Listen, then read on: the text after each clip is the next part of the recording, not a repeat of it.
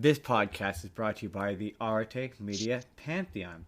Please head to artemedia.org to see all sorts of other podcasts from our great friends. And if you'd like to start your own podcast, they can provide you with the tools and resources to do so there. That is artemedia.org, A-R-E-T-E media.org. On with the show, Jordan. Ho, ho, And a ho! holly jolly Merry Christmas to everybody on the Spur of the Moment podcast. As always, I am your host, Justin Spurr. And like every week, I'm joined by my co-host in an equally silly hat. It's the incomparable Jordan, everybody.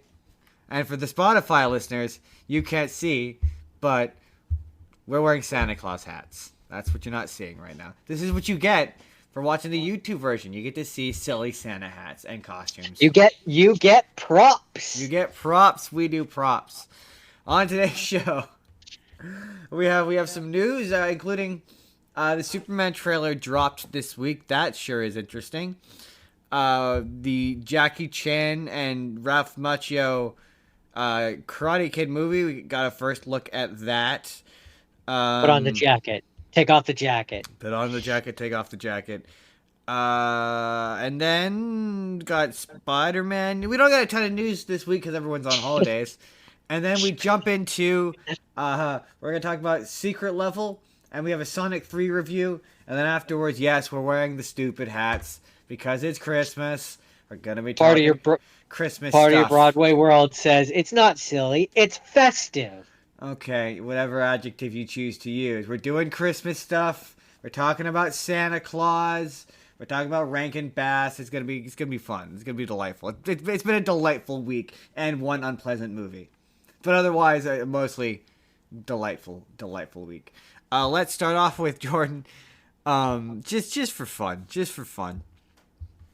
The Masters of the Universe movie has casted Jared Leto himself, as Skellator. And I'm just kind of like, okay, I don't not see it. I don't not see it, but also, how is he going to be unpleasant and method act his way through this one? What is he going to just send random bones to people? I He's going to give mean, them random bones? the femur. A femur? He's gonna leave a femur at each of their dressing rooms. Here's a femur, everybody. Yeah, I guess. Is he gonna shave his head and paint his face? How is he gonna get the character of Skeletor, Jordan? I feel like this is a reference to something that I don't know. He did a bunch of method acting for the Joker. It's this whole thing. He does the method acting. Got it. Yeah. I understand. But yeah, he's gonna be Skeletor. So apparently Zoe Saldana, Jordan, it's funny because I saved this story, and every time I read back to it, I thought it was like the other Avatar, and I kept getting confused. I'm like, what are we talking about Avatar? But Zoe Saldana has shared details about the third Avatar movie, Fire and Ash. Speaking with Deadline. Oh, Blue People Avatar. Blue People Avatar, yeah. I don't. Here's the issue, Jordan. See, I just real quick tangent. But yeah, he calls it Avatar, which makes people think of the cartoon. And does he do something to distinguish or make them separate? No, he makes each of these movies about one of the elements, thus creating the Avatar. Right. So it's just okay. So. I didn't just behind the scenes knowledge for the show. I don't pre-read these stories. I just pull them up, and so a lot of times I learn about these articles like on air, and this one basically says the way we left the Sully family, they're mourning heavily the loss of their child. So I do believe that we will carry on a great deal in the third installment of Avatar. They're on this journey of acceptance and accepting who they are. Did the child die at the end of the last one? I don't actually remember what happened at the end of the last one. I watched it like once, and I don't really remember it very well. Yeah, is it maybe? Maybe, I guess. I just remember we watched it once. I think it was in like high frame rate, and it made it really hard to Yeah, follow. And I've never it rewatched it. wasn't. Yeah, yeah, I remember that. I think we watched it in 60 frames per second, and it just Yeah, made it weird. and yeah, difficult to And yeah, follow. it just was also another one of those examples of it came out way too late. Yeah, at least for yeah, exactly. But hey, it made a bajillion dollars, so people wanted it. I guess it just it didn't do anything for me. It was really long and Uh, really slow and not very memorable. yeah, I that's the word that I would use to describe it is unmemorable or Yeah, forgettable. forgettable. I don't remember anything about it. I honestly don't. So I was hoping for something a bit more like descriptive. I guess I don't know. So Jordan, the creators of Beyond the Spider Verse have promised that third one will have a very satisfying ending, which I don't believe because the last one sure didn't. I mean, the first one did. The second one didn't have an ending. It kind of just stops. So Right? the third one has a real, in terms of having a satisfying ending. Here's what I'll say: the third one has a real low bar because it just has to have an It ending. has to have an ending, right? Yeah, Like that's what's funny. I it was like, has all to, right, it has to not just stop in the middle of a very important and climactic scene. That's all right. it has to do. Right? It's pretty low bar. It has to have an actual ending. Um, yeah. Okay. Let's talk this Jackie Chan, Karate Kid movie that's coming out. Ralph Macchio. So my question is to the people who have seen Cobra Kai: do I need to have seen Cobra Kai to get this movie? Do you get that vibe? I was trying to figure that out. I watched this trailer twice and I couldn't figure that out. I don't know enough about that show. I don't think so because I don't think this the character. I don't think he really shows up in that. It's about his bully. No, no. Ralph Macchio does. He's very much a. From based upon what I've seen in random clips on the internet, it kind of comes to a point where him and the bully merged the two schools together into one school. So yeah, he's like a major antagonist in like the second season or something. Oh, then I don't know. Maybe you might have. I mean, I definitely get the feel like you definitely get the vibe that you had to have watched the Jackie Chan one Definitely, you have to watch it. Yeah, and then that's the question. to Then to nobody. the to the point where it's like it. The way that he talks about the kid in this movie, it just feels like it should have been what's his name from the first one, Jaden Smith. Yeah, I mean, my question Um, is the Jaden Smith character going to come back? I think we've talked about this before, but having now seen the trailer, I definitely think he might. Really? Because watching the trailer, I get the feeling he won't. He'll show I up get in the like a feeling blink and you miss it I cameo. I was more gonna say I think he'll be like name dropped. Oh, maybe. Yeah, Like yeah. I don't know. I think Jackie Chan's character at one point might be like, oh, one of my previous students or one of my first students or whatever, and he might mention him, but I don't think we'll see him. It's just odd. The entire purpose of this movie is like Mhm. merging the two schools of being Like like it's Jackie maybe Chan and it's Mr. Miyagi. the most that I could see is and I don't see it, but the most that I could see is him having a picture of him in his office. Yeah, I could see that. That I could see. I could believe that. I don't know. I Um, don't know. I don't know. but yeah, I don't know. It's definitely it it's weird. It gives this weird like finale feeling. Right? Right? Like it's yeah, it's a It weird doesn't look one like any for of the me. other characters from Cobra Kai. Like it doesn't. You don't see. I forget the character's name, but the bad guy, the bully guy, who's the main character. It doesn't look like he's in it. Yeah, It just looks like they got. to be fair, it's Uh, a very short trailer. yeah. That's true. It is. I'm still excited for it though. I mean, I really do have to watch Cobra Kai. I might maybe when this movie comes out, that'll be my excuse to finally sit down and we'll do it for the show. Give myself an excuse to watch Yeah, it. yeah, and the original Karate Kids, the first three. The first three Karate Kids. I've seen the first one for this show. I don't, not the second or third one yet, though. I've never seen the second or third one. No, never seen them. I've also never watched Cobra Kai. And then again, we don't have much news today, but it's okay. We've got so much other stuff to get to. But That's true. the only other thing that's really left to talk about is that Superman trailer, baby. Oh, I hated that. Don't ever let me do that again. I don't like that. That felt I'm bad. judging you. That felt bad. As soon as I did it, it felt bad. But no, we're Yeah, I talking mean about. it's okay. I'm pretty sure you peaked your mic anyway. That's good. It's good. Superman trailer. I am really excited for this movie, and I think this trailer looks really, really good. I am interested, which is a lot for Cautiously me. optimistic. Uh, ha Hakime says Cobra Kai is pretty good, but the later seasons are a bit meh. Huh. All right then. I I I don't know why. It never really. I've always been a Karate Kid fan. It just never really tweaked me. But then I've had many a people recommend it to me. So and I really like the Jackie Chan one. So Yeah, I like the Jackie Chan one, and like I didn't really. I remember the originals, but I don't really have strong memories of them. The I first one, I anyway. only really remember watching the Um, first one, and that's because it was dad was like my dad was like yeah, wax on, wax wax. off. Yeah, Yeah, yeah. Um, but this one has my interest. It has my it interest. has my interest. But Superman. that's part of why I wasn't very interested, or I didn't really have much of a care for the Cobra Kai's, because I knew that was going off the back of the originals, Yeah. which I don't have the same nostalgia for that, No. really. No, me neither. No, not in the same. Not really. Not Not in the really. same way that I do like certain shows. Yeah.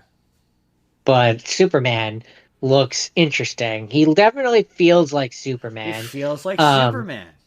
and I find it very exasperating when I go into the comments of trailer, like the trailer for it, and like posts about it and stuff, and all the Snyder Bros are like, "Oh my God, like it looks so bad compared," and I'm like, "No, it doesn't. Shut up." Shut up. If anything, there's a couple of shots that look a little too like there's stuff I don't love in it, which is like there's too many shots, and you pointed this out of him looking pensive, where I'm like Yeah, I don't like that. Like that's what Snyder did of him looking serious, and he's like that shot of him like going into the courtroom. I'm like I don't love that. That's too Snydery for me. Um, also, I want to make a prediction. The scene that we see in the trailer where it's uh uh Clark Kent and his dad. yeah. Um, I have two predictions for that scene. Either his mom just died and they're mourning, or his dad is telling him that he has cancer. I really hope they don't do the John. My favorite versions of the Kents are where they get to be alive. So I'm hoping they get to be alive in this one. But I did hear a theory that some people are saying it's like he's like a ghost, not a ghost, but like a it's like a fantasy, Memory. yeah, memory or something. I'm like I wouldn't love that, but I get it. It's kind of their function in Superman's life is often to die. It's what they're there It's for. just that scene is them looking sad. The dad is crying. So to me, it's one of two things. Either his wife just died in that, if I even could if see it's a that. memory, Yeah. like even if it's a memory, it's like it's the memory of when his mom just died, or he just found out that he has I cancer. just for me, there's just like as a function of what it serves to respect. It does feel a tad like it's just a direct response to um Zack Snyder's idea of Superman. Like the opening shot is him getting hurt. And it's like that's James Gunn's way of being like, see, he is fallible. He's just a guy. That's the and that kind of Yeah, seems to be the there's whole like push of this marketing. Like the first shot of the costume is him putting on the boots, being like, see, he's just a guy. And I've seen people complaining, this again, the Snyder Bros complaining about how basic the suit looks compared to the one from their uh, ideal Yours version. is over designed. Yeah, and I'm like, I like it because it's more simple and more Right? basic. Like I Like, don't the stuff it- I don't like about it is the stuff that overcomplicates it. Like I don't like the high neck. I just don't like the high yeah, neck. I'd have to bring up a picture of it, but there is a few things, and I think one of them was the high neck I didn't love. Um, but But I'm loving um, underwear outside of the pants. I like it because it's silly. Right? Like yeah, It feels silly. we need to go back to my favorite Superman live action movie is obviously basic bitch of an answer, but it's the Chris Reeves version, and because in that movie he's Superman. Like my favorite scene in that movie is where he just like is flying around town stopping crime. Like my favorite shot in this trailer is of Superman saving that little girl deliberately. That's deliberately in there, and I love it. It's a great shot. It looks great, and that's Superman. That's what Superman It does. also, yeah, it just makes him feel like more of a hero than we ever got from the Snyder version Right? of And just things. as a Where, trailer, it's just a good trailer. yeah, again, I hate. I'll be the first person to say I hate the DC movies, and this one has me interested, right? I mean, which is which from me is high praise. I saw someone say that we need to officially make the John Williams Superman theme song just Superman's theme song. Is it not? I mean, if it isn't, or if it isn't already, I agree it should be because like hearing it in this trailer, like the guitar, oh, it was like, oh yeah, I'm Yeah, feeling this. I'm it feeling this. This is evokes good. Superman. It is It is. Superman as far as I'm concerned. Even if you've never seen that movie, which I don't even think Jordan has. No, I don't think I have either. But Yeah, you hear that music, and I know that's that that's that's Superman's music. Superman. Yeah, Superman. He's on his Da da da way. da da Da, da, da da, da, da da da, da da, da. da. Yeah, like and hearing it put the guitar like that. Oh, it's so good. Yeah, I'm. There's stuff in it that I'm like, I could take or leave. Like, yeah, obviously the additional superheroes. I'm like, I will say that Nathan Fillion just has Guy Gardner's haircut. I've seen so many videos comparing him to the comics, and I'm like, yeah, he's just got his terrible haircut from the comics. That's pretty spot on. Nah, yeah. I'm not thrilled about the other heroes being there. Um, Personally, but for me, it's your first get like your first foray into this universe.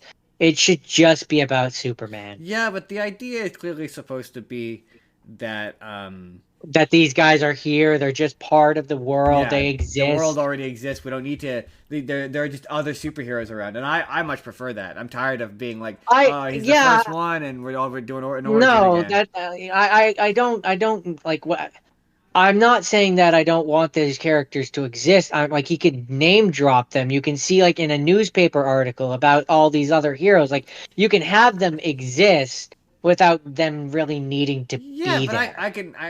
I'll take like Guy Gardner shows up and he's like the third Green Lantern and he's just there for like a couple which he is. It's one scene. I guarantee you that one scene we see him in the trailer. It's the same as when he showed up in Guardians 3 where it's like the one scene he shows up for.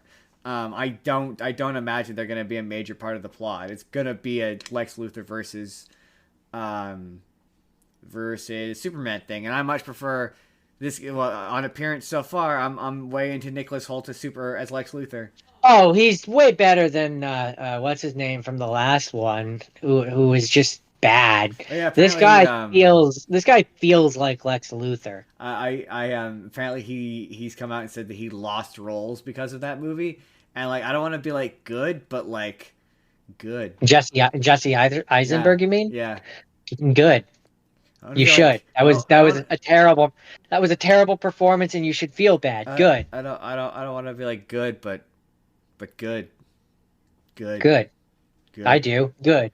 Um, And anything was there? I'm trying, just try racking my brains. Was there anything from the Game Awards that's worth talking about? I mean, there's that Laura Bailey, Aaron Paul game, which looks That game looked phenomenal. really fun. Was it Dispatch? It's a Telltale game. Yeah, I believe it was Dispatch. Yeah, Yeah. that game looks. That, that, Well, parts of that game look fun. The other parts of it look kind of dull. But no, no, no. We should clarify. The story looks good. yeah, the gameplay. Eh, Okay.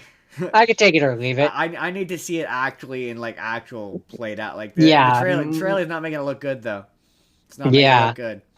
Um, Um, what else was there? I mean, there's a new Witcher which has canonizes apparently the ending that certain people don't like, which makes his I heard. adoptive daughter I the was gonna say. next player. I heard the lead character's a girl, and the contingent of people on the internet who are like "boo girl" went "boo girl."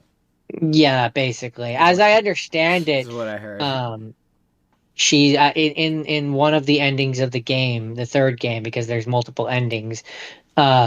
He hands his sword over to I'm not big on Witcher lore, so correct me if I'm wrong. What I believe is his adoptive daughter. Well, that makes sense. That sounds Um, like the kind of and story that would do that. he hands his Witcher sword over to her, and he's like, basically, you're going to be the next Witcher. And now in this game, she's the character you play as. I've never played one of the. I pulled out the third one once to play it, and I just didn't end up putting it in for some reason. I've never played one of those games. I played a bit of the third one, and it was hard, and I fell off, and I've never finished it. Yeah, kind of. Yeah. I heard it was hard, and I was like, I'm not looking for. I'm in the I don't play video games for the challenge stage of my life. I'm in the. It depends on which game. Yeah. Certain games I will, like certain games I have the patience for that. Other games no. Like for No. example, I've critical leveled Kingdom Hearts, for example. But like if you ask me to go and play Dark Souls, I'd probably drop it down to easy. Right? Nah, dog. Nah, dog. I'm Um trying to think if is there anything. I'm done with the news stories, but I'm just trying to think if there's. I feel like there's one more that I was gonna bring up, but it's just not in my list here. Nope, I think that might be it. I think that might be it for the news. Unless you got any stories. no, I mentioned the one that I mean, you know. Yeah. No. Okay. That's it. That's the news. That's it, Jordan. Do the news theme. Da da da da da da da da da da da da da da da da. Da da da da da da da da da da da da da That's enough. That's da enough. It's gone. da It's gone. It's gone. It's gone da. far too long. It's gone on too long. It's enough. It's enough. Today's episode. Today's episode. We're off the rails already, Jar. Today's episode. There wasn't much news. It's Christmas time. What do you want? Everyone's on holidays. Um, Next week is probably gonna be Oh, just as bad. Um, that's why next week we're probably gonna talk about the Doctor Who Christmas special for part of the show. Um, Today's episode is brought to you by the annual Arties, everyone. The annual award show where you, the audience, can vote, put your vote in for me, for whoever you think is the best in the which is network. me. Which, hey, if you're watching this show, you probably think it's us. Vote for us. Vote for us. But like Do to it. be fair-minded, because I'm part of the illustrious Artie Academy, I have to say that you have to vote for whoever you feel is right, even if that's not us. But as the host See, of the show, it's us. I Vote am us. I'm not part of this illustrious academy, and I'm representing me, myself, and Justin. Um, Vote for us. That's I'm right, Justin. In the order of importance on this podcast, you come third after me and myself. I mean that is totally fair.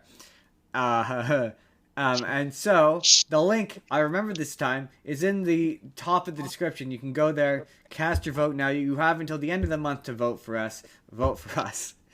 Please Sorry, vote Jake. for us. Please vote for us. Thank you. Thank you. That's it. That's it. That's the ad spots really early in the episode this week. Pretty please vote for us. So this episode has been split into two parts. The obvious Christmas special, and Sonic is also here. We're gonna do Sonic first. So we're gonna talk Sonic, and we're also gonna talk some about the show's Secret Level. We'll delay you a little bit on Sonic because we'll talk about Secret Level first. I didn't watch the whole thing because none of the other episodes interested me in the slightest. But for those of you who have not heard of Secret Level, it's a show. It's an anthology. And Thank you, Hakime. If I'm saying your name wrong, please tell me. They said you guys have my vote, lol. excellent. Thank you very much. We appreciate it. We Thank you. appreciate the Thank you. support. Yeah, link is in the description. But yes, we Secret Level. It's a anthology show on Amazon Prime where they take a video game and they do a way too short episode on each of them. Teaser trailer. They do a teaser trailer. They do an extended teaser trailer for the lot of them. Like I'm not so I Or did an watch them introduction all. cutscene. Yeah, that's a great way of describing it. And I did watch them all, and I didn't know a good chunk of the games or what it came Apparently, from. one But of the episode is from a game that they canceled, just straight up canceled. okay. But a lot of the episodes do feel like either they're I don't know what you would call it, like a test pilot, backdoor pilot, I guess, Yeah. for an actual full thing of Proof of concept. whatever however the you wanna episode. put it. Yeah. Because for a lot of it, like it kind of stops right when it's getting interesting, as if it's supposed to tease you and go like, oh man, I want more of Yeah, the exactly. Mega Man episode, for example, That's where at the end of most it, egregious.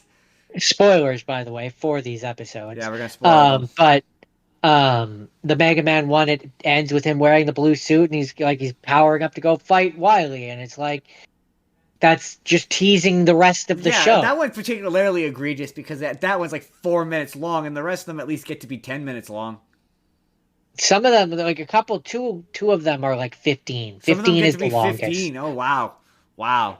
Those are the Or longest like one. the worst one, the worst one in my opinion, having not watched all of them, but of the ones, because I watched the Pac-Man one, the Mega Man one, and then the final one. The final one's bad. Like that one's just straight up The, bad. I the don't know how final you couldn't one, think that one's bad. the final one feels like it's supposed to be a trail, like it. And this is where I It's a say I commercial for use again the word. PlayStation. Oh no, I was gonna say a teaser or a trailer for a Who Framed Roger Rabbit PlayStation movie style thing, where it's a crossover. I mean, yeah, yeah, yeah. I mean, no, it literally just reminds me of. I saw someone said it, but like one of those old, early, like mid 2000s PlayStation commercials. Like you just, See, it doesn't for me because it has too much story. yeah, but a lot of those trailers had way too much, had some story, or had a bit too much story anyway. But Yeah, it no, certainly that one, felt that the one, most. I don't get the It, it, commercial vibe. it I felt. get a Who Framed Roger Rabbit vibe. It felt the most lazy in my opinion. Yeah, I mean they're all lazy because they're too short. Yeah, Like like like the Dungeons and Dragons one is fun. You get to see Tiamat, like it looks pretty, but it feels like an opening cutscene for a video game. and Which then like the I Mega Man get I one get was because they turned out they I were gonna make a game. They made a game based on that episode. Like, oh, it is just a the commercial. the Mega Man one or the Pac-Man one. The Pac-Man one, I mean. Um yeah, I mean like the Pac-Man one that's an interesting enough idea, but it doesn't have enough time to really Explain get into anything it. until you find out that they made a video game based on it. And you're like, oh, okay, so it is just a commercial. Um, so I've heard that it's getting renewed for a second season, and Yeah, I heard the that the too. biggest complaint that most people have is that it's too short. And so it's like maybe do 6 episodes a season and have each of them be half an hour long Yeah, instead. right, Like right. like do less, and also I didn't see in the trailer. I saw Kratos, and I didn't see. Maybe he was in the PlayStation He one, and pro- I missed he him. probably was on the PlayStation one. But No, in I didn't fact, I see think he was in the. Kratos. I'm pretty sure he was in the PlayStation one. I didn't notice him. Um, but I think his Dad yeah. of I War mean, Kratos shows up. I again, I think. didn't know. I didn't notice him.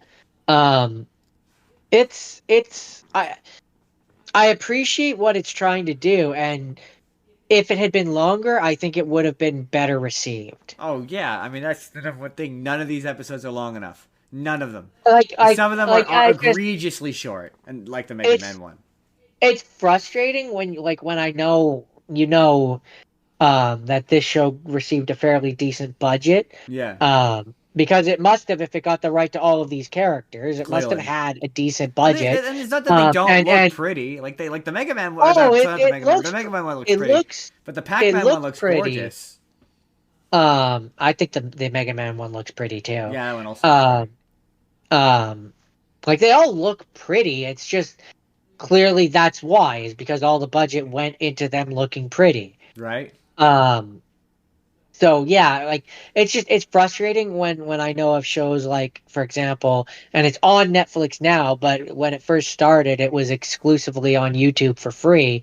That show that you walked in and saw me watching the other day, The Amazing Digital Circus. Yeah, That's a show. That's a 20-minute show, 20-minute like episode long show, which they put out for free on YouTube. Like yeah, if that show can make a full length episode thing on, I mean, I don't know what kind of budget they have, but they're putting it out for free on YouTube. yeah, So, exactly. Yeah, yeah. You should like, be if able they, to. if Yeah, then the one which is able to afford characters from PlayStation and all these other consoles should be able to put out at least a 15-minute or 20-minute episode and, for and every one of your episodes. and like I don't know when you got shows out there like The Last of Us, which is actually putting effort into it. It's just like this feels so lazy and half-assed, and like I don't It know. felt, yeah, missed opportunity is the Yeah. word I would use.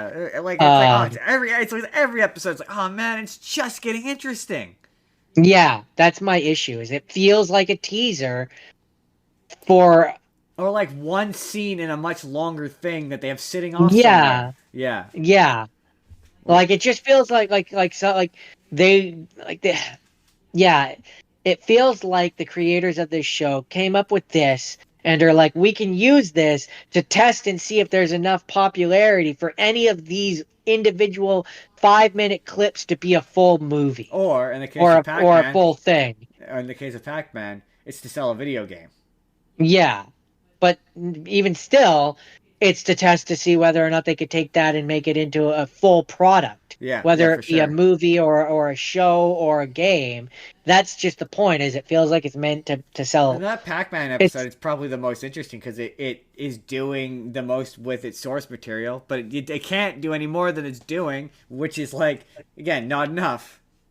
Yeah, it's disappointing. That's the word. Yeah, Disappointing. disappointing. The trailer looks so So cool. if it's true they're making a second season, hopefully they will hear what the audience has said and learn from it. Yeah, it's Amazon. I wouldn't get my hopes up, but we'll see. Oh, We'll I all hold our don't. breaths in I'm just 3, 2, 1.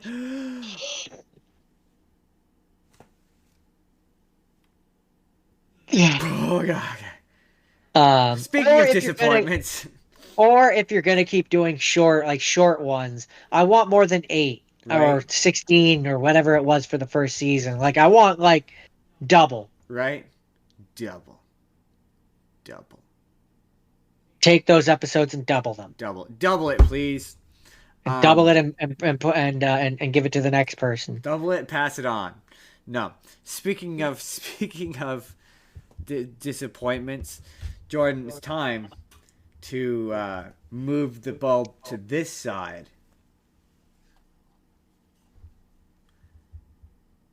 And it's time to live and learn and hang on the edge of tomorrow. Is that a spoiler? You'll find out by tuning into our Sonic 3 review. Cue the trailer, Justin, from the future. He did it. He put in the trailer. If you're watching this on YouTube later in the eventual YouTube video I'm going to make to stay SEO friendly, you will have seen a trailer. Now we're going to talk about Sonic 3. We'll talk about no spoilers up front, just general thoughts and ideas, and then we will go full bore spoilers, talk about the post-credit scenes, what we think the future entails, and who Ooh. dies. Nobody dies. It's a family-friendly movie. Nobody dies.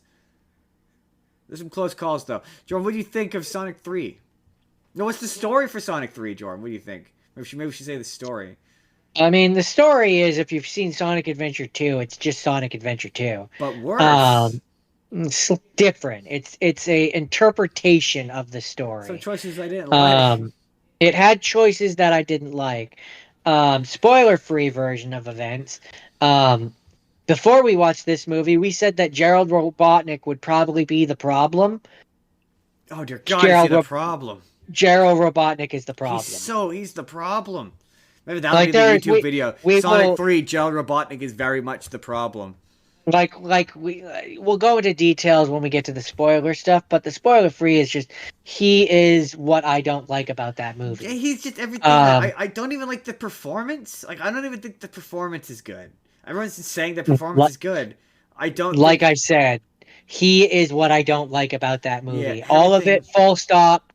Just don't like it. Don't like it. Um, And it's everything I don't like about the Jim Carrey Robotnik all culminating in one movie. and then multiplying it by 2. Then timesing it by 2. But other than that, Keanu is killing it as Shadow. Oh, you can tell he's having a blast. You can tell all the Shadow or the Sonic, Knuckles, and Tails actors are also having a blast. Shout out to the voice cast. I mean, Ben Schwartz is always kills it as Sonic. Idris Elba once again as Knuckles is friggin' phenomenal. Some of the things Tails, so good. Some of the things they managed to get Idris Elba to say as Knuckles makes me laugh every time. Have you seen the behind the scenes footage of him recording Knuckles? No. Oh my god, it's so funny. I'll put it in here in post. But it's him. He's wearing the Knuckles gloves as he's doing the lines. That's awesome. He's just like really into it. But I even don't think the human characters are too much in this one. They're not. They're in it the correct amount. Just objectively the correct amount. And what they get to do is fun. And so yeah, that's as much as I can say spoiler free. Yeah, yeah, the whole cast is great. Yeah, the human characters get to do some fun stuff. They get a gimmick that with a transforming head. That's really fun. Also, Ben Schwartz, if you ever happen to watch this random podcast, just know you can also come on here anytime you You want. are free to come on our show anytime you would like, sir. We will definitely have you on. We will talk about whatever video game you want to talk about. We can play video games. We have the technology. We could do it. We could We we could could make it work. we'll make it work. Um, if you can get Keanu, that would be great. Keanu's Canadian. You know, he's come represent He's us. welcome. He's welcome here too. He's welcome to. You're a colorful bunch. It's just such a fun Uh, line. right? Like he's You're just a yeah. It's colorful fun. bunch. It's a very fun movie. It's the we're at the point in the franchise where it's just we're at that point where if you didn't like the last one, did you like the first two? No, probably not gonna like this one very much. Did you like the last two? Then you're really gonna like this one. That's pretty much it. That's it in a nutshell. Would you say? Would you agree? Hakime says, I was surprised that I liked the first one, but was disappointed in the second one. So I was hoping for this one to be good. Oh, but I quite like the second one. I mean, it does get a little much in the second act, but that climax is just so good, and just the fact that they got Egg Robo, like, you just don't understand coming from Egg Robo in Sonic 3 when I was like 7 years old. Egg Robo in Sonic 3 to see I that mean, on the for, big screen fighting Super Sonic, you just don't even yeah, understand. for me in the second one, it's definitely the moment where Sonic turns supersonic, and I'm like, it's a surreal moment of I can't believe I'm watching this. Yeah, Like, exactly. Now, here's my thing is and this is a problem with this movie is these movies have a problem with seriousness versus levity, and also there's just certain jokes that they overdo that just kind of stop being funny.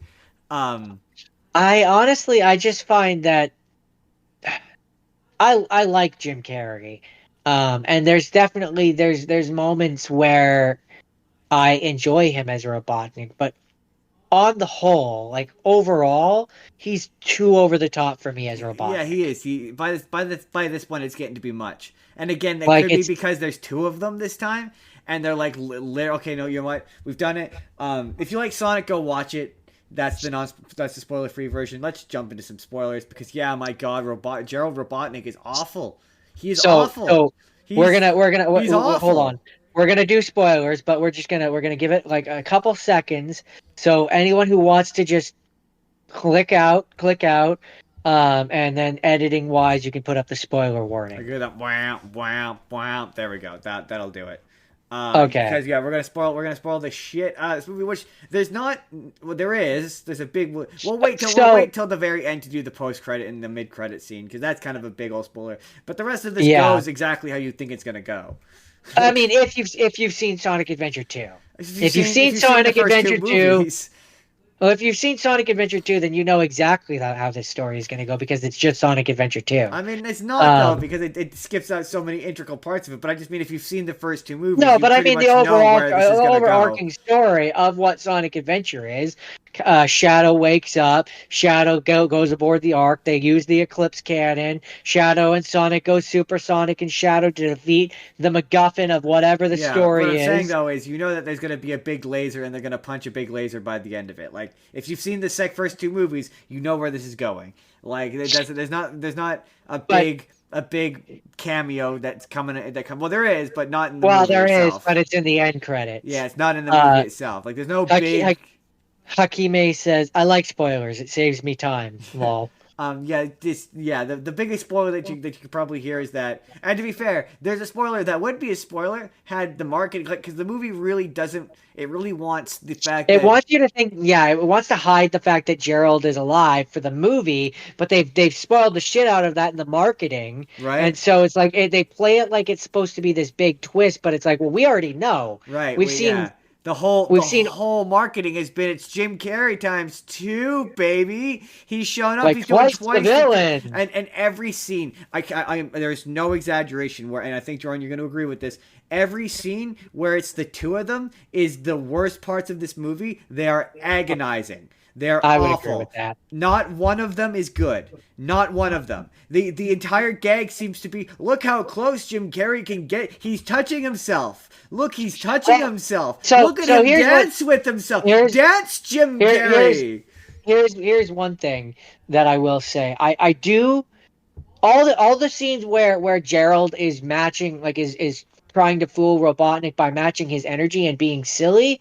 Those scenes are awful. The scenes which interest me and which I think had potential, missed potential, but had potential, is when Gerald isn't trying to fool Robotnik, and after he's pulled the rug out and he's just being like like an evil, I want to kill Yeah, everybody but it's dick. still, he's still silly. Those are It's still those are not the only. working. Oh, that's where I said it's a missed opportunity. But to me, those are the scenes, like the scene where he's like you're like Ivo, you're no Maria. Yeah, it's Like cold. that's the stuff that I'm like, I want more of that. But like, also, it's just they constantly frame it as though Gerald is just using Shadow. Like it doesn't, like, you never see a moment where he's not completely insane, where he's just like, even when he's like, when they're running away and you see the flashback later on to them running away with Maria before Maria gets shot, where it still seems like he's like trying to manipulate them. Like there's never a moment of him being decent or normal, and that's the whole bit with Gerald, is he's supposed to be normal. Well, Like that's his whole see, thing. that's part of part of why that is like that. And like part of why it just feels like he's constantly trying to manipulate Shadow in this all goes back to the fact that in the games, Gerald Robotnik is Shadow's creator.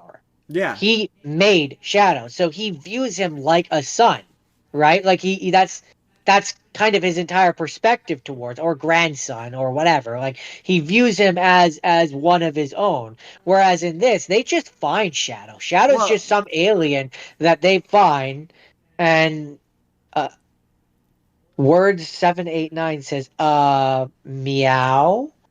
Reference back to the first Sonic movie there. yes. Took me a second to realize that's what that was.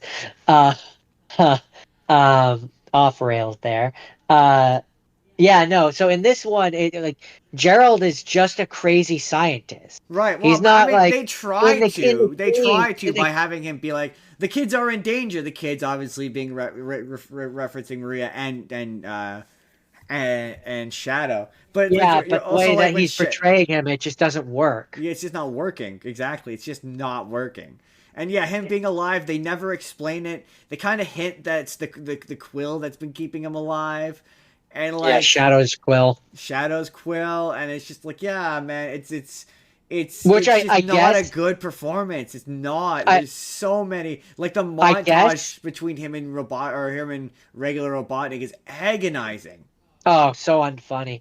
I guess maybe the quill thing as well is supposed to make us retroactively go like, oh, is that how Robotnik survived the Death Egg, like blowing up and him like it? Because as far as we were concerned at the end of the second one, we didn't know if he was alive or dead. Well, I think maybe you could infer that perhaps maybe he had a parachute or some sort of. Well, I think the idea is because there's a lot of weird like sub pseudo, I don't know what to call them, romantic moments between Stone and Robotnik. Like it seems like Stone is Yeah, that's but a weird thing. it's hard to tell because once again, there's kids who wouldn't shut up the entire movie, but it made it hard to focus. But I think at one point Stone says something about saving him or rescuing him. So I think Stone rescued him.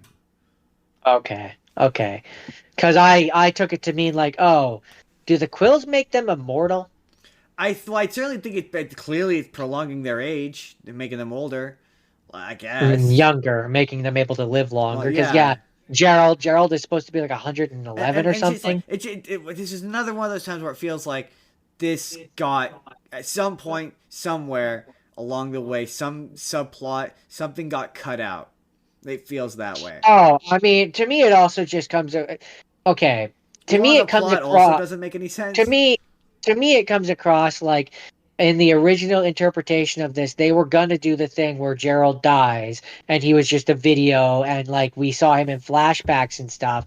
And maybe I'm wrong, but it comes across to me like Jim Carrey was like, I'll come back if I can be both of them together. It definitely, yeah, it definitely comes across that way now. Now that I've seen it, it for sure comes across that yeah, that was part of his condition is he wanted to be two people. And also, okay, this is just a real quick unrelated aside, Not but even people not need even to just that he stop. wanted to be two people. He wanted to be two people together. Like he Yeah, wanted to act against sure himself. seems that way. Cause like man, I'm so sick to death. Tell me if you're sick to death of this too. Annoying clickbait articles taking quotes he said out of context on press tours.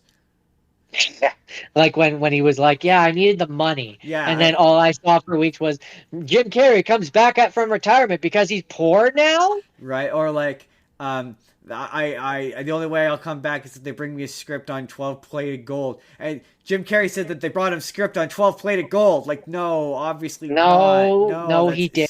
You stupid. idiot. That's so dumb. It's like I need the money because I bought too much stuff, probably to a degree, but not the way you guys are spinning it. Stop being weird. You're being weird. Stop it. I know he's been weird for years, and so now you're trying to get back into that headspace, but like, stop it. Right? He's been pretty normal this whole time. It's been kind of fun. Although he does say the occasional weird thing that people just laugh off as a joke, which I always think is funny. Um, Um, but but yeah, yeah, it's overall. That being said, so we've shit on the Jim Carrey parts a let's just lot. I talk do about the want shit we like. Uh, I was gonna say I do want to touch on stuff that I like. I love when they're in the Chow Garden The and it's Chow a Garden, restaurant in which is In which Japan. it's a restaurant. Yeah, it's a restaurant in Japan, so they can blend in. Uh, That's funny. I did think that was I, funny. I I love the fact that they managed to get Idris Elba as Knuckles to say, "Sure, he's right. You do look like a You Pikachu." do look like a Pikachu. I mean, he's got so many great lines. That breaking case of glass is great. Um, Um, I enjoyed. uh, Shadow Keanu as Shadow is killing Oh, it. cannot be enough. Cannot be said Oh, about Keanu as we're Shadow. talk we're talking about good stuff. I have to flip back over. Um, Keanu as Shadow is great. The music, like I enjoy the fact that what woke him up was the soft live and learn on guitar. On guitar. Yeah, the Um, credits say that there's also Escape from the City. When I inevitably watch it on streaming again, I'm gonna have to pay attention for right. that because I didn't catch that one. The fact that Um, it's a double layer I mean, reference too. The fact that Eggman's ringtone is Me Eggman. yeah, EGGMAN Yeah, Eggman. and Um, it's funny not only because that's his ringtone, but because that's from Sonic Adventure 2 Battle. That's his song from yeah, Sonic yeah, Adventure 2 Battle. Like yeah. that's really And good. then when they have the big fight against, I mean, the fact that they had the Eclipse cannon, yeah, it didn't look quite right, I but mean, the looked fact close. it did It, look it like still unfolded and looked like his it face. still looked like his face, which is good. I mean, yeah, my thing is they didn't. I guess they kind of had arc, kind of, because the eclipse kind of took the form of a version of that. Yeah, it wasn't quite They right, but totally. it was close. I mean, It was close it was enough. close enough, and I did appreciate the fact that while Violizard did not make it in its entirety into the climax, he is there. He is there, and there's a really Uh, fun reference to him. like so my thing is that That like I thought that was they funny could as a have kaiju. they That was really they fun.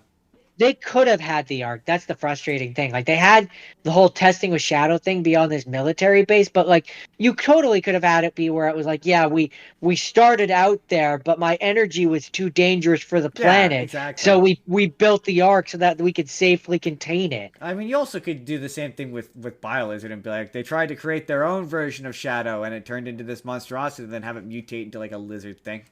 You totally could. Um, To be honest with you, I thought Gerald was gonna turn into Biolizard. Also, the reason why I'm like it feels, um, like this got butchered at some point during some portion of this is because his defeat is really anticlimactic, like really anticlimactic. Like they come in and they yeah. bat him against the energy beam, and he explodes. Robotnik, yeah, Ivo bats him against and he bug zaps He him. bug zaps him, and he explodes in like electricity. And Ivo's just like, I'm cool with that. And there's no emotional payoff or any. There's no like big confrontation. There's no. They just fight some. And yeah, they are gun robots, but they don't really fight a big thing. They just fight an army of like not very interesting robots. Like Yeah, I kind of it feels like maybe at one point, yeah, like you say, BioLizard was in this and they wrote him out. Yeah, like they were I like, wouldn't be oh, surprised if it are was like Gerald turned are into the people gonna BioLizard. are people gonna get this reference, or are they just gonna think it's Godzilla? Yeah, yeah. Like I wouldn't be surprised if it was something like yeah. I just felt like it was like leading up to like they gotta fight Gerald Robotnik and a big robot, and they never did. It was very strange. Um, that being said, when they're both Supersonic and Super Shadow fighting against each other, that moment is sick. They do more But than one nothing. reference to the them back to back on the Sonic Adventure 2 logo, Adventure 2 Battle logo. They do it twice, and it's Yeah, they amazing. do. My favorite Um, bit is when they do the theme song. It breaks in this into the it breaks in the music, and then they turn back into Supersonic and Super Shadow. It's like da da anyways, and it da kicks back in da da again. da da da da da It's like da da where da where da. where where were we? Oh yeah, right. And then it kicks back in again. I thought that was really funny. Um, yeah. So the moments that are good are really good. No, they're The moments really that good. it's just the and again I say it's the Gerald Robotnik It's the because Gerald if Robotnik it of it had all. if it had been just Robotnik, I I could get I, I I could get like it's like yeah man I like the climax of the last one but a lot of it's ruined by Jim Carrey mugging to the camera like it's okay yeah. in the first one but by the second one it's like yeah I kind of like but it's like it's not to say that Eggman is an ultra serious character either I just don't know where the balance is. Well, that's where it really depends on what version of Robotnik you have. Because, for example, the zany craziness that Jim Carrey is bringing reminds me of the Saturday morning, the Sat AM, where it's with Grounder and it's like stupid and silly. Yeah, But like this version of the world feels like it should have the Robotnik. That's not the one from Sonic X where he is more like zany. It feels like it should be the one from Sonic Adventure 2, yeah. who is a little bit more grounded and a little bit more normal, and that's kind of what makes him good in that game, right? And also Um, Gerald has to be normal. That's the whole bit. He's Well, normal. not even just that he's normal, because he's still a super genius who's way too smart and can create things that make no sense. He's supposed to be good, is Yeah, the point. He's but supposed to be good, and so it it it doesn't work. Like, okay, you want to have him be alive. I don't like that as a choice, but okay. Then you need to have in those scenes where you have Shadow at like with Maria in the past, in the yeah, flashbacks, you need to also have Gerald there and show him being a good guy. yeah. So But at the point where they're running away and Maria gets killed and dies, he also snaps yeah, there. Like but there no, has what I to mean be is a like there has to be a discernible difference between who he is like yeah. in the present I and like who he is in the past, and there's not. if you want like what I mean when I say normal, I mean like he's not like he's just a regular guy. Like he's not like Eggman where he's like this egotistical maniac. But he's an Well, that's where I say, yeah, egotistical maniac. he has to be good. I mean, you can have a good guy who's an egotistical maniac. You can have a good guy who acts like No, but Robotnik and is like he could still be like Robotnik but a good guy. What I'm saying is he's like a we're saying the regular same person. thing. He's like a We're saying this. normal. Yeah, we're saying the same Yeah, thing. he's like just a regular guy. He's like a normal guy. Um, where yeah he can't yeah and then the whole idea is he converts the arc into a weapon. It's not originally a weapon. He converts it to a weapon in his madness. Yeah, you could have him be Well, like the Jim Carrey Robotnik, but you need a point where he's just normal, where he's just a normal well, person. so actually, technically, on the arc, 70% of what he's doing is making weapons. And that's why in the original game it is a weapon. It has the Eclipse cannon. It's very much a weapon. True. He just converts it, and so he basically makes it so that instead of it just being the cannon, the entire arc is going to crash into the earth and cause an extinction level Yeah, like the biolizard asteroid. the biolizard merges with the tip and then he's like driving it towards Earth basically. Yeah, yeah. So it's like you could have just done that. You could have. You Like, absolutely could have. So, with that, we gotta talk about the future, Jordan. We gotta talk post credits. And hey, spoilers. This is the major spoilers for who shows up, who's going to be in the next one. But it turns out, Jordan, Metal Sonic. Metal Sonic is going to be there, Amy, and we see in the post-credit scene we see that Shadow Yeah, survives. and also Robotnik is dead. So the question is, Well, what's to become of Jim Carrey's Robotnik? Although you know Um, maybe Shadow saved him. Shadow could have saved him. well, I mean, here's the thing, Shadow can do a and big so teleport. I thought of a way of because your theory is that the Metal Sonics come from the I'm pretty future, sure they're from the future. um, and so and you're like, well, who ends up building him? So I don't think that's the case, but I'm gonna give my theory on how your theory could have happened. Um, Shadow, because there's one big thing that we did not see Shadow do in this movie. A thing that he is classically known for and could explain how Robotnik escaped Oh, the explosion that we see at the end. a chaos Shadow control. could have done chaos control, which throws Robotnik into the future, where he then creates Metal Sonic. Supersonic Metal Sonic and sends him back to the past to destroy Sonic. Cause I don't know. Amy's just giving me because Amy also shows up. By the way, she shows up. She smashes a big hammer and she saves Sonic. And she's giving me real like I'm from a dystopian. Like her outfit's giving major dystopia vibes. So my guess is she's like your Connor Reese, and they're gonna do like a Back to the Future thing. And I think Metal just because there's so many of him. Because I'm like otherwise if he's from present day, who's making Metal Sonic? It's not Robotnik. Well, Robotnik's not well, making Metal so Sonic. here's the thing And though is Gerald's that dead. here's the thing though about who's making the Metal Sonics. Really, you just need to have been like there only needs to be one main prime Metal Sonic, and then he makes a bunch of Sure, themselves. but even then, That's I don't that's think explainable. Robotnik's making Metal Sonic. That's where I'm like, I could believe it's like a Robotnik computer, and then that's how you bring Oh, Robotnik back. He's just a computer now. I mean, you want to know okay, you want to know who? Okay, there's two possible things. One, you're right, and it's from the future, which again I don't think. Two, it's Stone, and Stone has created like an AI VR Oh, I can version see of that. Robotnik, and that's who made it Cause like essentially. Jim Carrey's Um, very and then clear. and He then wants to come back. and then you use Stone. Basically, what I would do, or what you could do, Stone essentially creates Egg Robo, Oh which is yeah, a metal Robotnik, and then you can have it where it's voiced by Jim Carrey, but it looks like Egg Robo. that'd be fun. I mean, the next one, I'm really hoping they like. It's just like all of the different versions of Metal Sonic show up, like Mecha Sonic. You know, the one from Sonic 3, all those ones. The one or Death Egg Yeah, Robo from the set from Sonic I 2. would Kind of I, fun. I would be I would be content. That would be fun, but I would be content if we do Metal Overlord, I mean, that would also be fun. and it's like Sonic and them have to fight, because I don't I don't want Jim Carrey to come back. I don't want him to come back either. I don't want, and so to have it be a thing where, yeah, where there's an egg robo computer which has his voice, that's enough for me. Then you right? can say you brought him back, but like it builds Metal Sonic, and then Metal Sonic takes over. Right? That'd be Like, rad. and then you can do away with Robotnik. Right? Goodbye, and Robotnik. then and then and then you can then going forward have it be where they keep trying to destroy Metal Sonic Prime, and Metal Sonic Prime keeps getting away, and he can keep coming back. What makes me laugh about Jim Carrey in these movies is how they always write him in such a way that he can Uh, either come back or not come back depending on his commitment level. Every single one. yeah, yeah.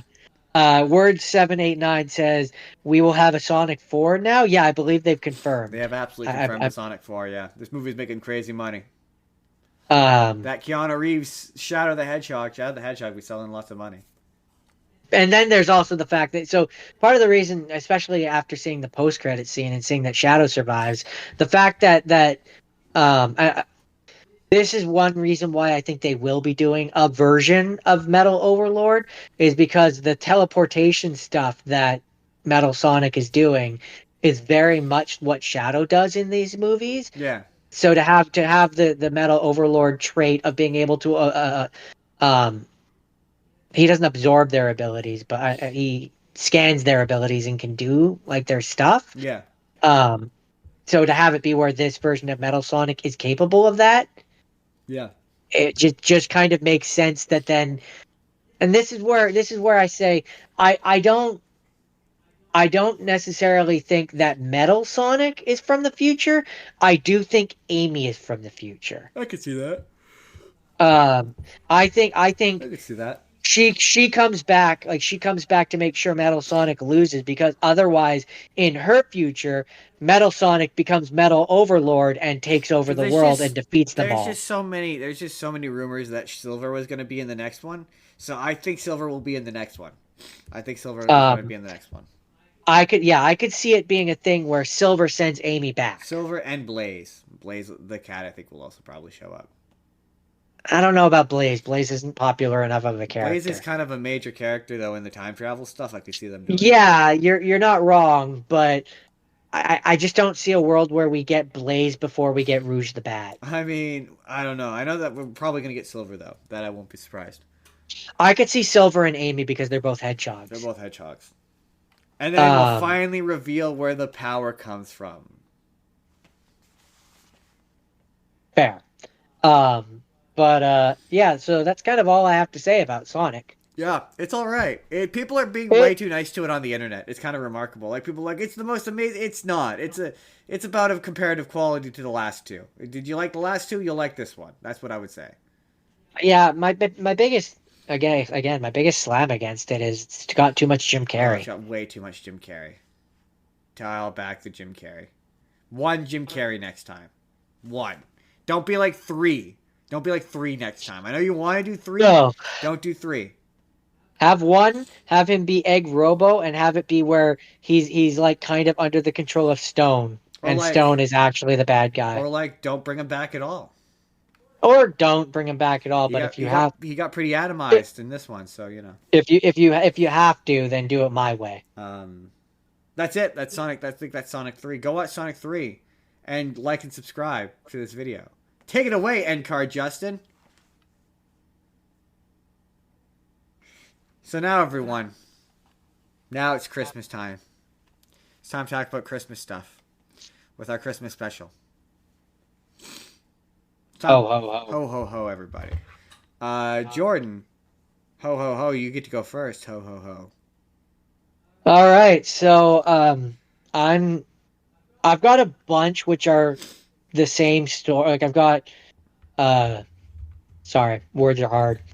I'm gonna basically combine a couple of my rapid fires because they're both just the same story. So I'm gonna talk about both the Jim Carrey and the Cumber Grinch version of the Grinch, just kind of as one companion piece, um, just to save time. I mean, because I I have maintain the Jim Carrey one's a classic. because I have 13 tabs open. Um, but so I think that the Jim Carrey one is a classic, and I very much enjoy it.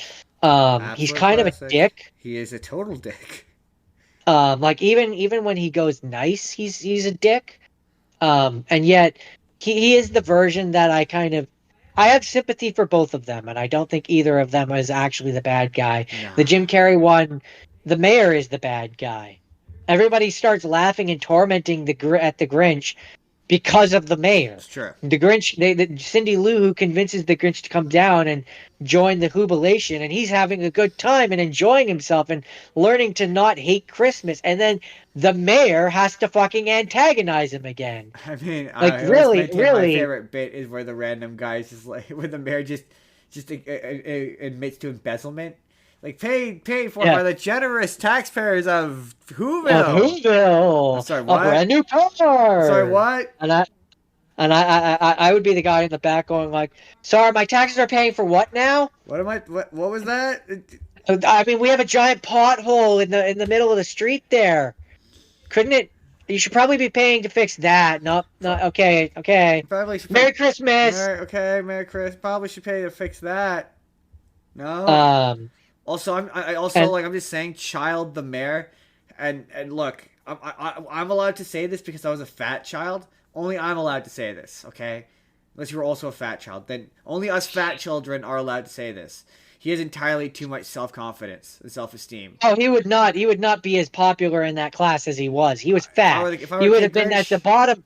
He would have been at the bottom of the totem pole like the Grinch. The Grinch is different. He's fat. They're on equal levels of unpopularedness. right? That would be, if anything, they would be friends. It's something to bond I over. mean, yeah, And trauma builds character. look, I'm not saying it's right. I'm not saying it's fair, and I'm not saying it's okay. But if I was the Grinch, I've said it before. I'll say it again. I would just turn around and call him fat. Was that Shut fatty? up, fatty. Shut up, fatty. Look, it's not okay. It's not okay. But sometimes it's what has to be done.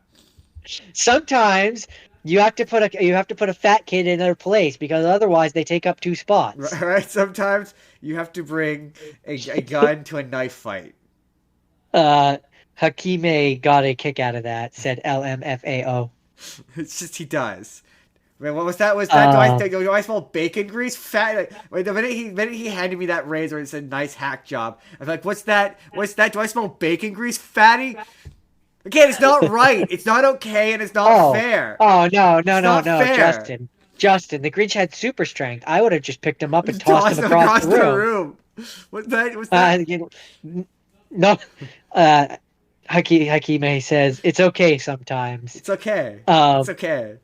It's only okay when they deserve it. Yeah, the Grinch. If I was the Grinch, I would have picked him up, tossed him across the room, and the teacher couldn't have stopped him. Right. He was like 3 times her strength. Right. But also, I'd be no, I love the Jim Carrey version. I can quote it pretty much word by word. Same. And I did so as I was watching pretty much. Although I'd be remiss if I didn't mention something. Good friend of the show, Jake, from many a podcast, mentioned when I did coming on Christmas Day, the Part of Your Broadway World Christmas special featuring us talking about the Grinch.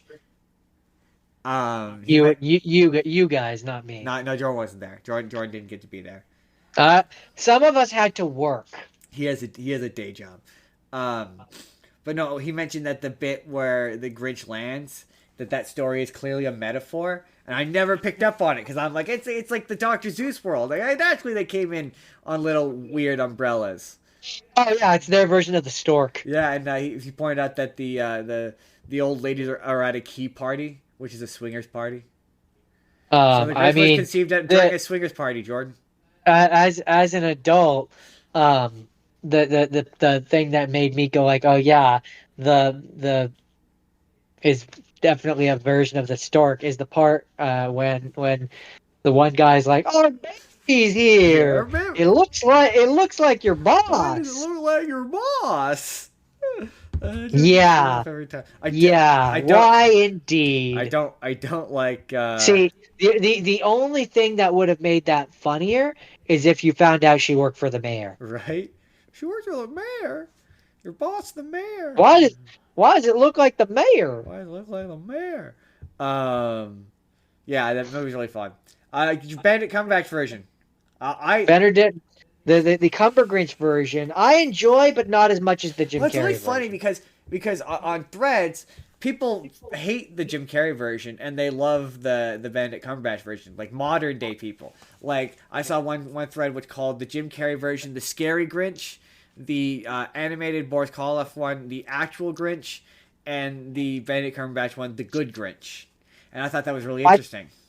I could see yeah, that makes a certain amount of sense to me. Because yeah, he's not really.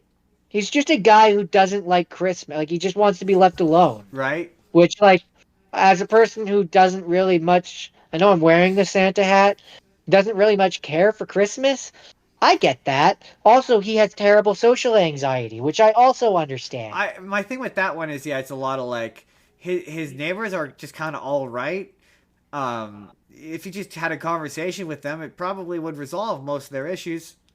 It did. Once he had a conversation with them, resolve most of their issues. There's certain things but he couldn't because he has terrible social anxiety. One of the things that I liked about the Benedict Cumberbatch one that drove me crazy about the Jim Carrey one is just Cindy Lou Who should know that that's the Grinch. She's too old to not know that that's the Grinch. She's had extended conversations with the Grinch. She should instantaneously recognize that's the Grinch. Whereas in the Benedict Yeah. Cumberbatch one, is they met like one time and he's wearing a reasonably okay disguise.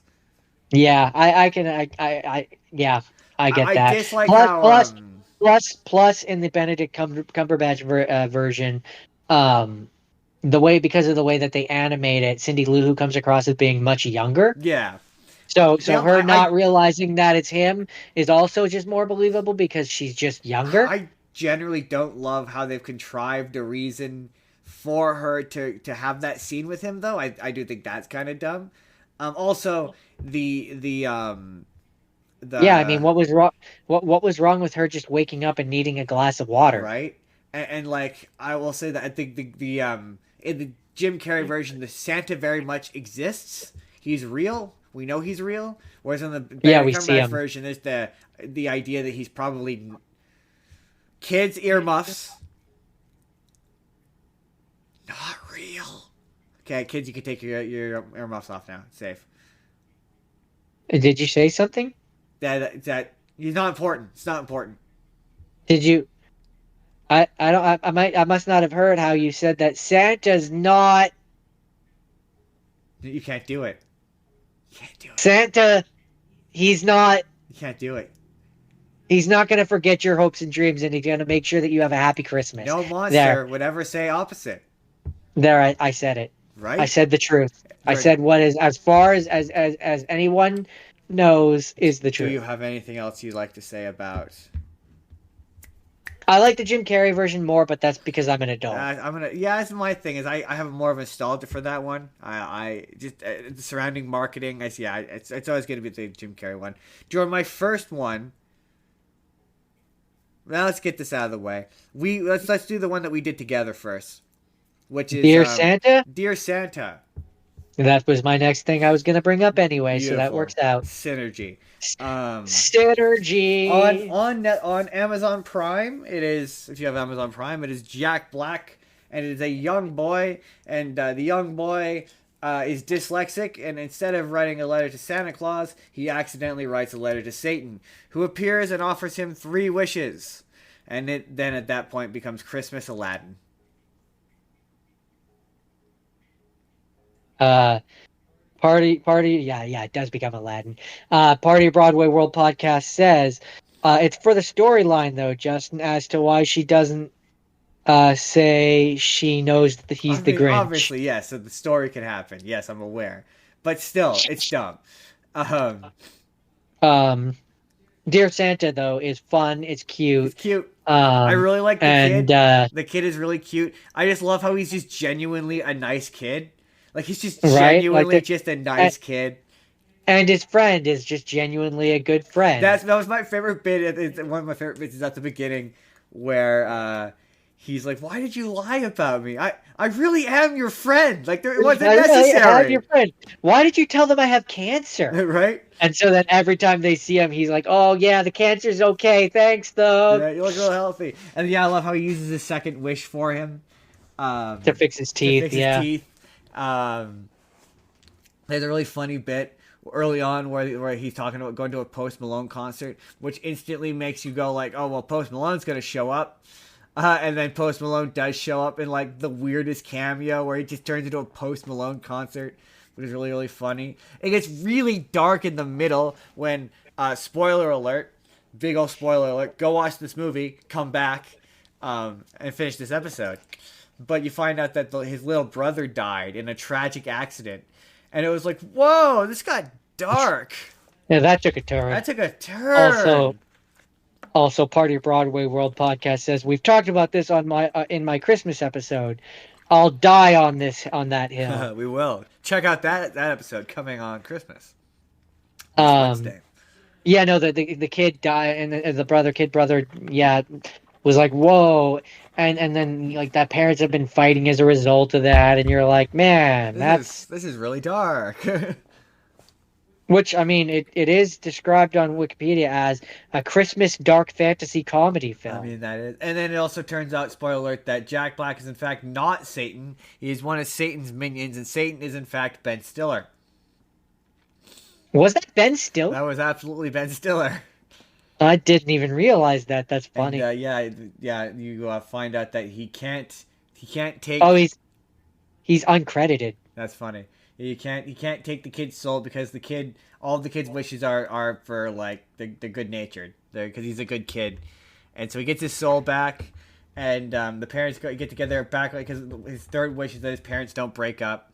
The parents get back together, and he gets one more Oh, wish, and so he brings the brother back, and it honestly kind of got me a little bit. I was like, ooh, that got me. They got me right so in my feels.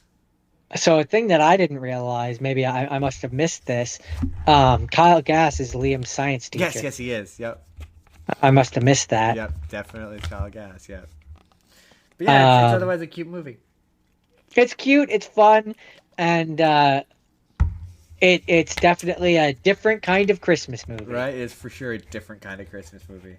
Um, yeah, I And enjoy. it's and and it's a Party of Broadway World says the audio cut out.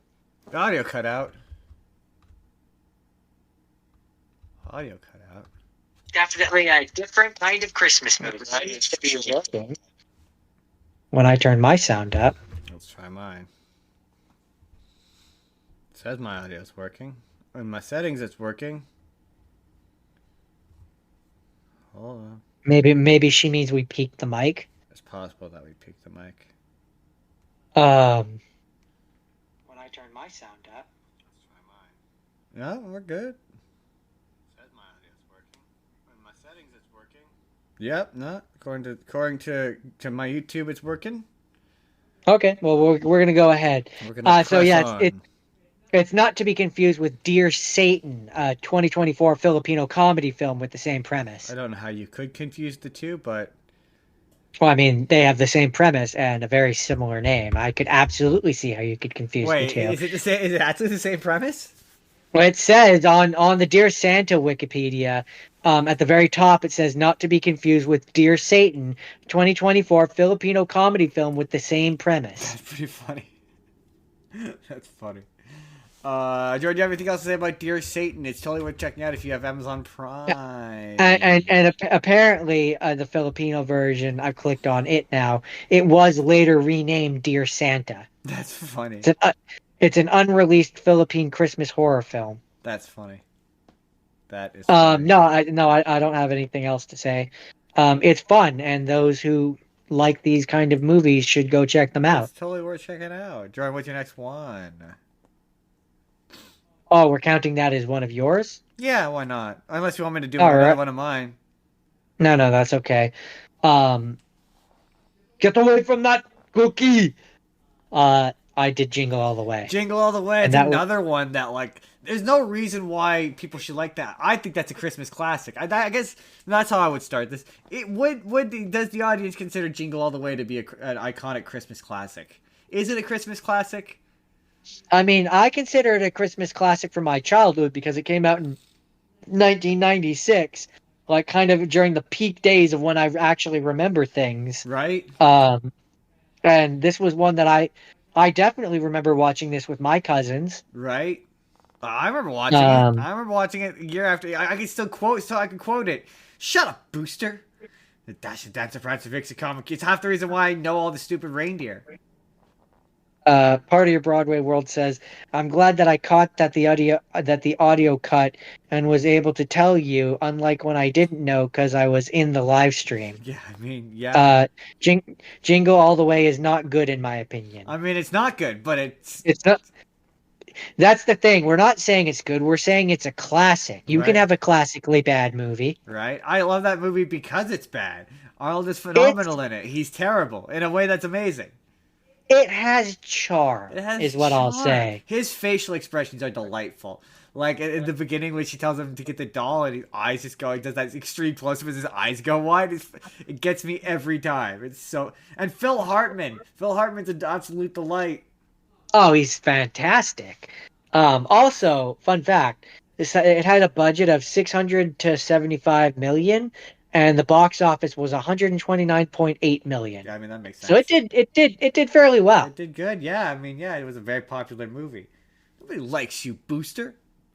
Nobody likes you, Booster. Yeah, it also had Sinbad. Sinbad. Does anyone remember Sin? Do the kids remember Sinbad? Part of your Broadway world can't even finish that movie whenever she watches it. Oh, you're missing out. The best part of that movie is the ending when he finally puts on the costume. He becomes Turbo Man.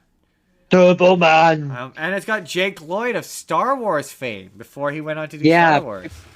before he killed his career for like 20, 30 years. Hey man, that kid had a bad time in high school.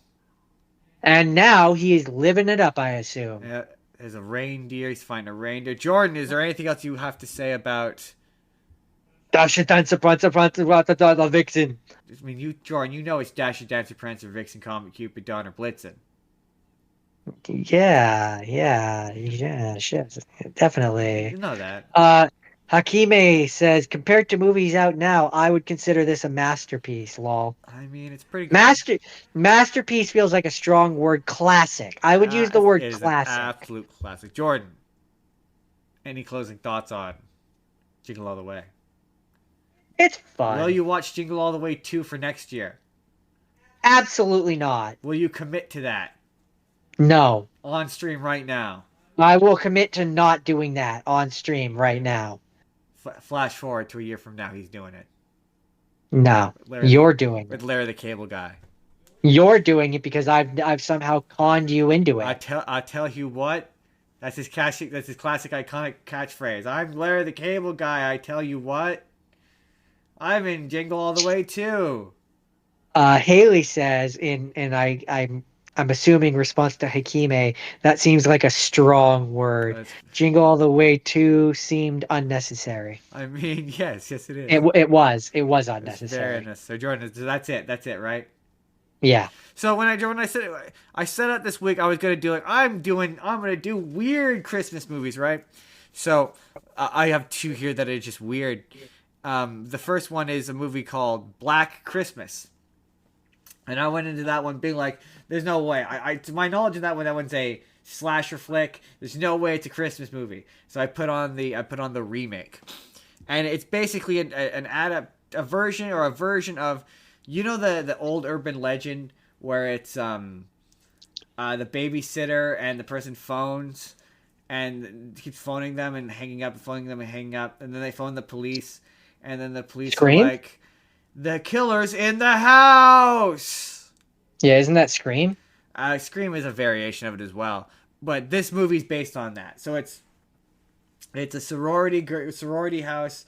They're being like harassed all night by this guy on the phone who eventually shows up and murders them all. And it all happens on Christmas. And there's 3 versions of this movie, and they are all completely different from each other.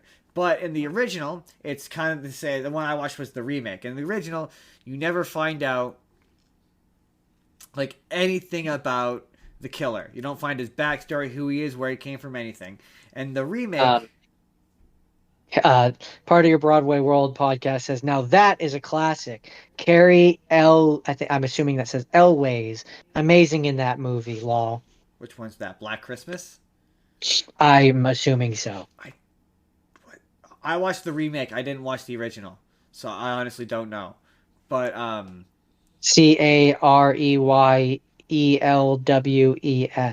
Yeah, I'm familiar with Carrie Elways.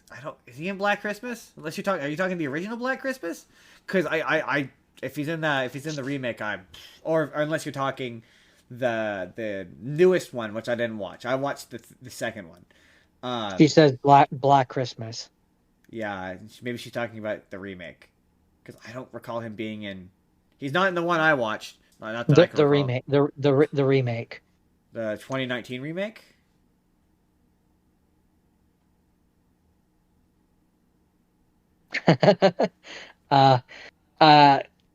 Hakime says, "Do you consider Die Hard a Christmas movie?" I'm in the no camp. No, not really. I don't. Anyway, the second remake, the first remake. She says, yeah. Oh, okay. I know. I watched the second remake, the one that came out in like 2004, and that's the one where it's very similar to. And it's funny because when I was reading about it, it was the Halloween movies took a lot of inspiration from this. But this remake reminded me a lot of the Halloween remake in the sense that it was very much like a movie of, oh, we need to explain the backstory of this character, which is that in this movie is that, okay, he is the sexually abused victim of a woman who gets herself impregnated by him. So he has a sister daughter, and he escapes from the mental asylum, and he comes back, and he murders all these sorority girls, and he has jaundice, so he's like yellow. Justin, this is Christmas time. What are you doing here? This is not. Come on, man. We don't do this kind of thing when it's Christmas. And- We're wearing the hats, man. Synergy. And it is a deeply unpleasant movie. None of the kills are very interesting, and one of the things that I took away from it was, oh, there's a reason why like characters like Ghostface and like Jason Voorhees, why like we gave them an iconic mask, and that's because when it's just a guy, it's weird for some reason. I don't know, but it is a very unpleasant movie. The remake wasn't very good, and like the Google described as being one of the most iconic, the original as being one of the most iconic horror movies of all time. And the only thing notable about the three is how they have nothing to do with each other, other than they are all called Black Christmas. That's it. That's all I have to say about Black Christmas. I'm judging you. Jordan, what's your next one? No. You got to give me at least another 10 seconds to judge you. Jordan, what's your Okay. So. Christmas spirit, what's that? Part of your Broadway World podcast says, "Where's your Christmas spirit? This isn't Christmas spirit." She's calling us out, and she's not inaccurate. But the next one that I watched is a Bad Mom's Christmas. A Wine Mom's Christmas? It is the sequel to Bad Moms. And it kind of is just more of the same. The Bad Moms, Krampus is apparently going to get us for that. Krampus. In this one, the bad moms come to visit. So you've got Christine. So it's bad grandmoms? Yeah, basically. All right. You've got Christine Baranski as I believe she was I don't know, she's one of the moms. Cheryl Hines is the other mom, and Susan Sarandon is the third mom. Who is Mila Kunis's mom? I'm pretty sure that's Christine Baranski. I don't know who that is. You do, because she's fairly. She was in How the Grinch Stole Christmas. Funny enough. Oh. She was in Into the Woods. Yeah. She's Dr. Beverly Hofstadter in Big Bang Theory. Oh, her. Gotcha. Yeah, you know her. Gotcha. That's Mila Kunis's mom. What's her name? Anna from Frozen's mom is Cheryl Hines. She was in what might you know? Yeah, the first mom is from Big Bang Theory. She I'm gonna have to go to her. Doesn't matter. Moving on. She's that's one that you'll know. She's the mom from RV. Gotcha. The Robin Williams wife? Yes. In that movie? Yes, I know who you're talking about. Yes, thank you, Kristen Bell. That's Kristen Bell's mom, is the one from RV. And then there's Susan Sarandon, who you probably know by name. I am familiar with Susan Sarandon, yes. I've not actually seen this movie. She's Agatha All Along's mother. All right. And yeah, I mean, it's just kind of them dealing with their moms, and it's Christmas, and it's fine. It's okay. That's all right. I think I like the first one more. All right. That's it? Yeah. That's it? All right. My next one, Jordan. See, now mine are going to start to get fun. They're not all going to be about murder. Good, because Justin, we have a theme going on here. Santa and it doesn't Claus. involve murder on Christmas. Santa Claus. Santa Claus.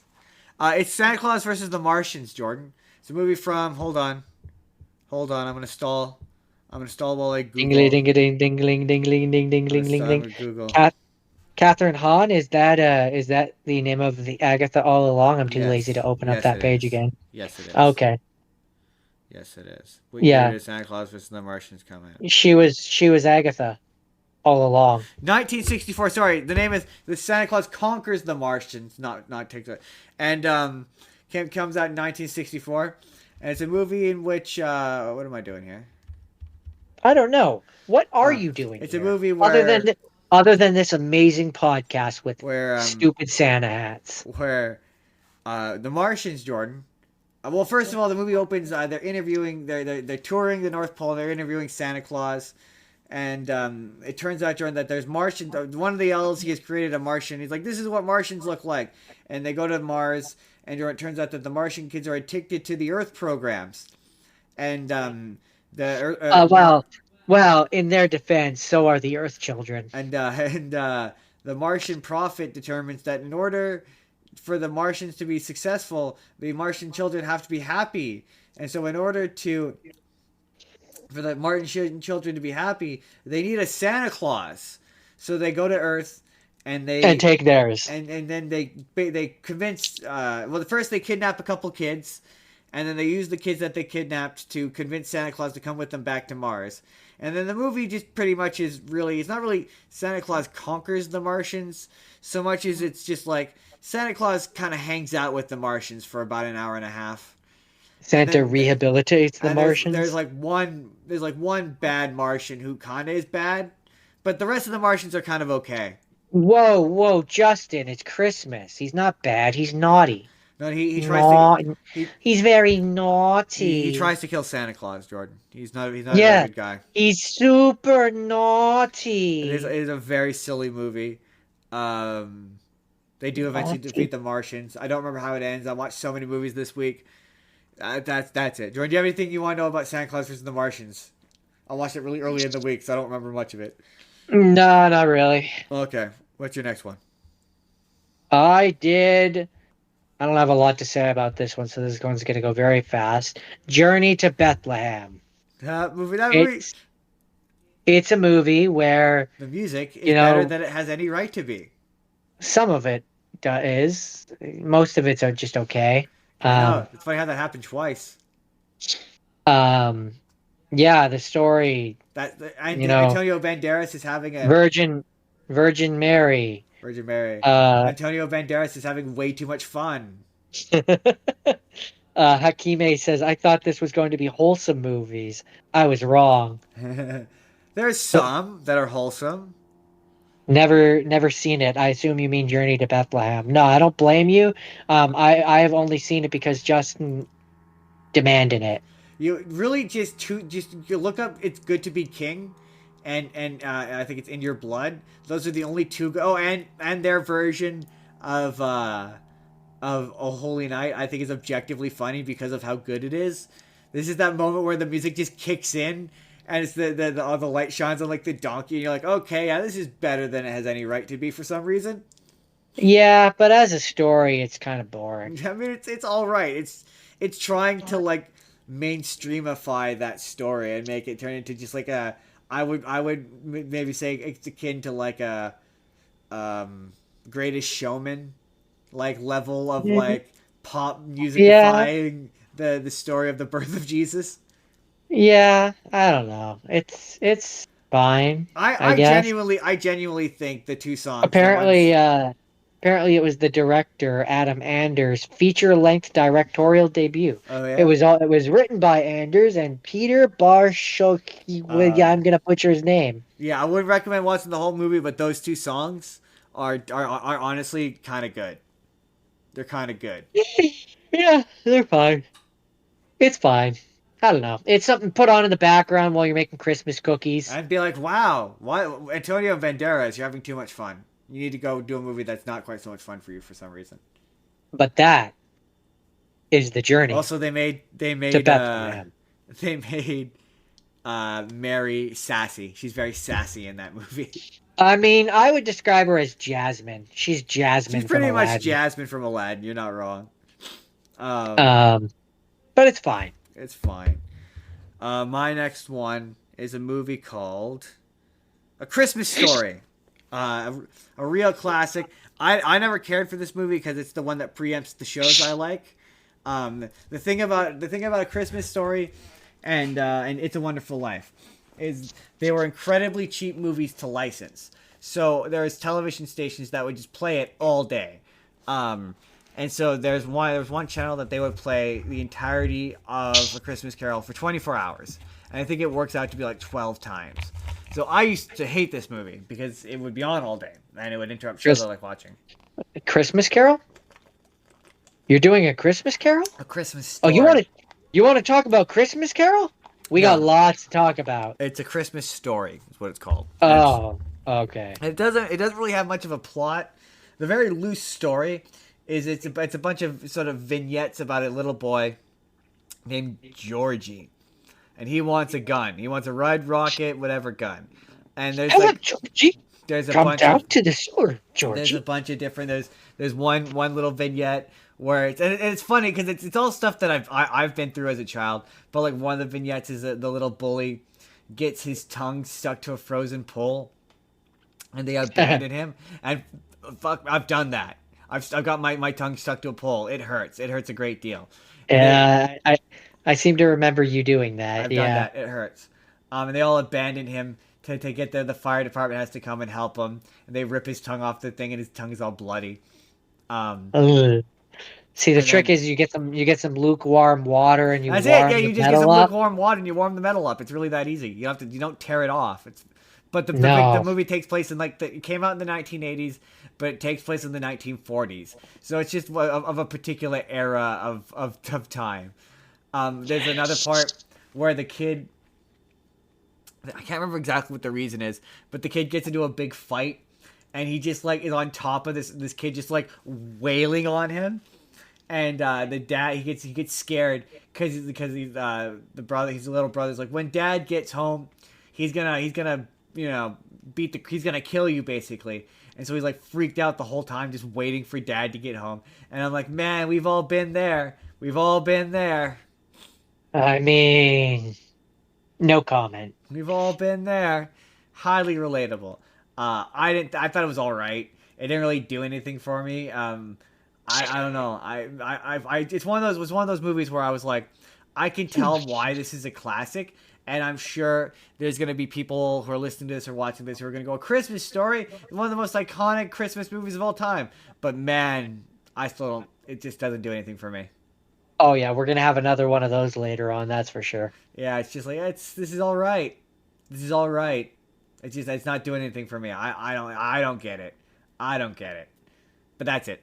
That's A Christmas Story. So, I have two more, but I'm doing much like I did with the Grinch. I'm doing them as one. Um, I watched. Okay, this week I watched four different versions of A Christmas Carol. We're gonna do two of them right now, and then two of them are have had have not scenes. Um, but these ones are The Muppets Christmas Carol, and Jim Carrey's version of Hakime says, "Yeah, it's a classic, but I've seen it way too many times." I've seen it once. Um, It was all right.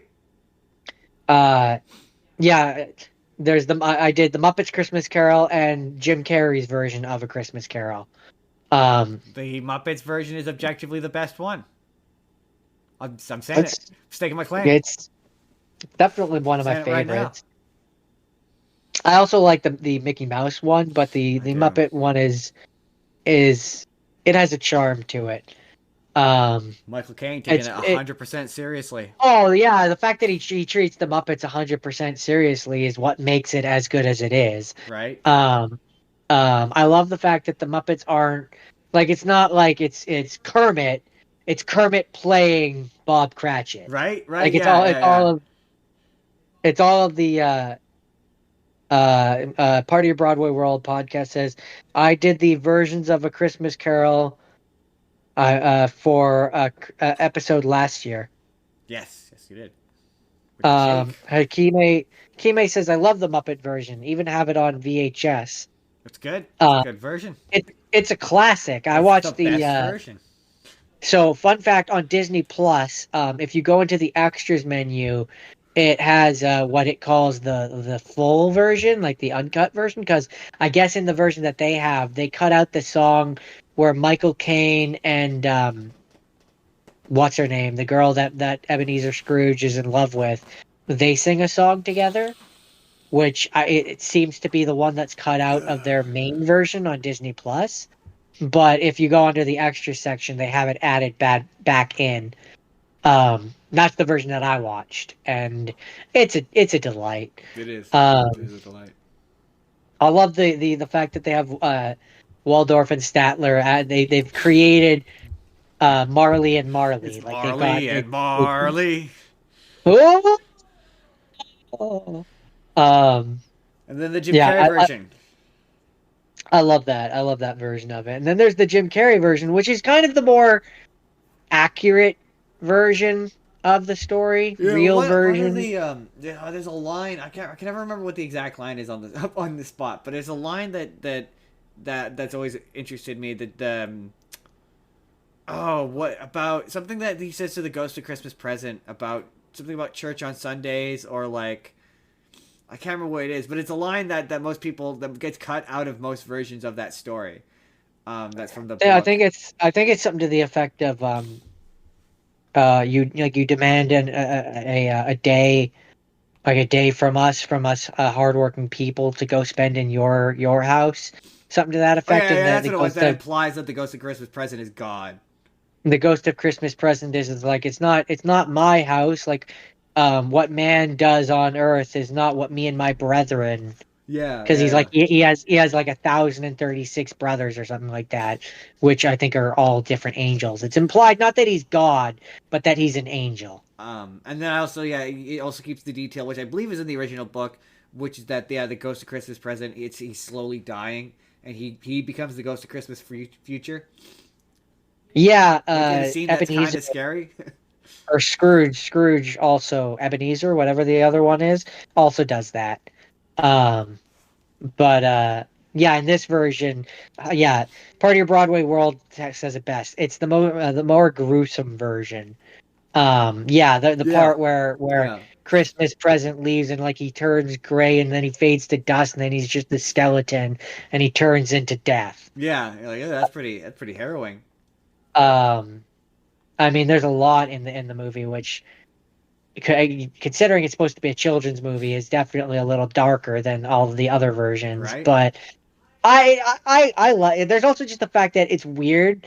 That Jim Carrey is like the different versions, Oh and they yeah, it's all look like him. Bob Zemeckis' weird Uncanny Valley. They all look like him.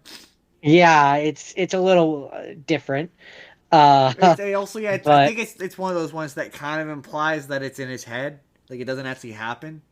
it's a dream, is what they imply, because at the end of death, he's in the grave and he's hanging on, and then he falls, he hits the ground, and it's like he was tangled up in his bed curtains.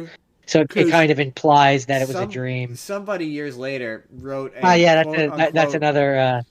another example of the more gruesome part. Is part of your Broadway world says is when Marley's jaw unhinges, and it's like no welfare in my jaw. Yeah, it's also just a weird choice to have the dialogue be closer to the original book. Like, again, you're right. This is supposed to be for children theoretically. Like, yeah, that was a very. It's all I remember about that movie. Is just being, this is a weird adaptation. I don't understand why It's Jim Carrey is in this. Like, yeah, it's definitely different, but yeah, I like it. yeah. That That's is all I what. really have to That's say it. about those two My different versions of A Christmas Carol. my final rapid fire of the Christmas special is movie on Amazon Prime called Candy Cane Lane. I was gonna watch Miracle on 34th Street, and then I fell asleep before I could, and then I remembered that's a Candy Cane Lane I wanted to watch. Now this movie's that's kind of interesting. So it's on Amazon Prime.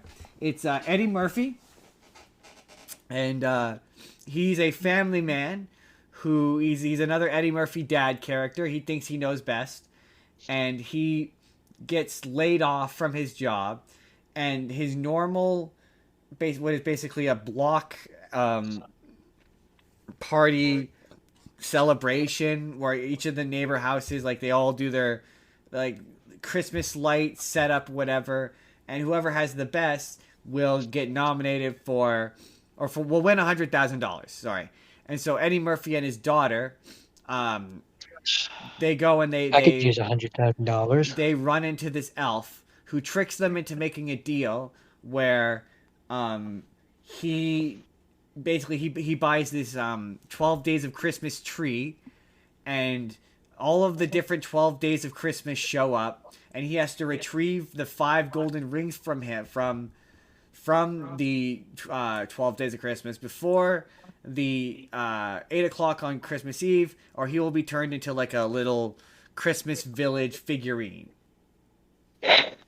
Okay, And so, that sounds like a terrible fate. and so all of the they all the different 12 songs, whatever. The funniest part is at the end where she's like hyping up the Lords of Leaping, who just show up and start leaping across because the one girl's a track and field racer.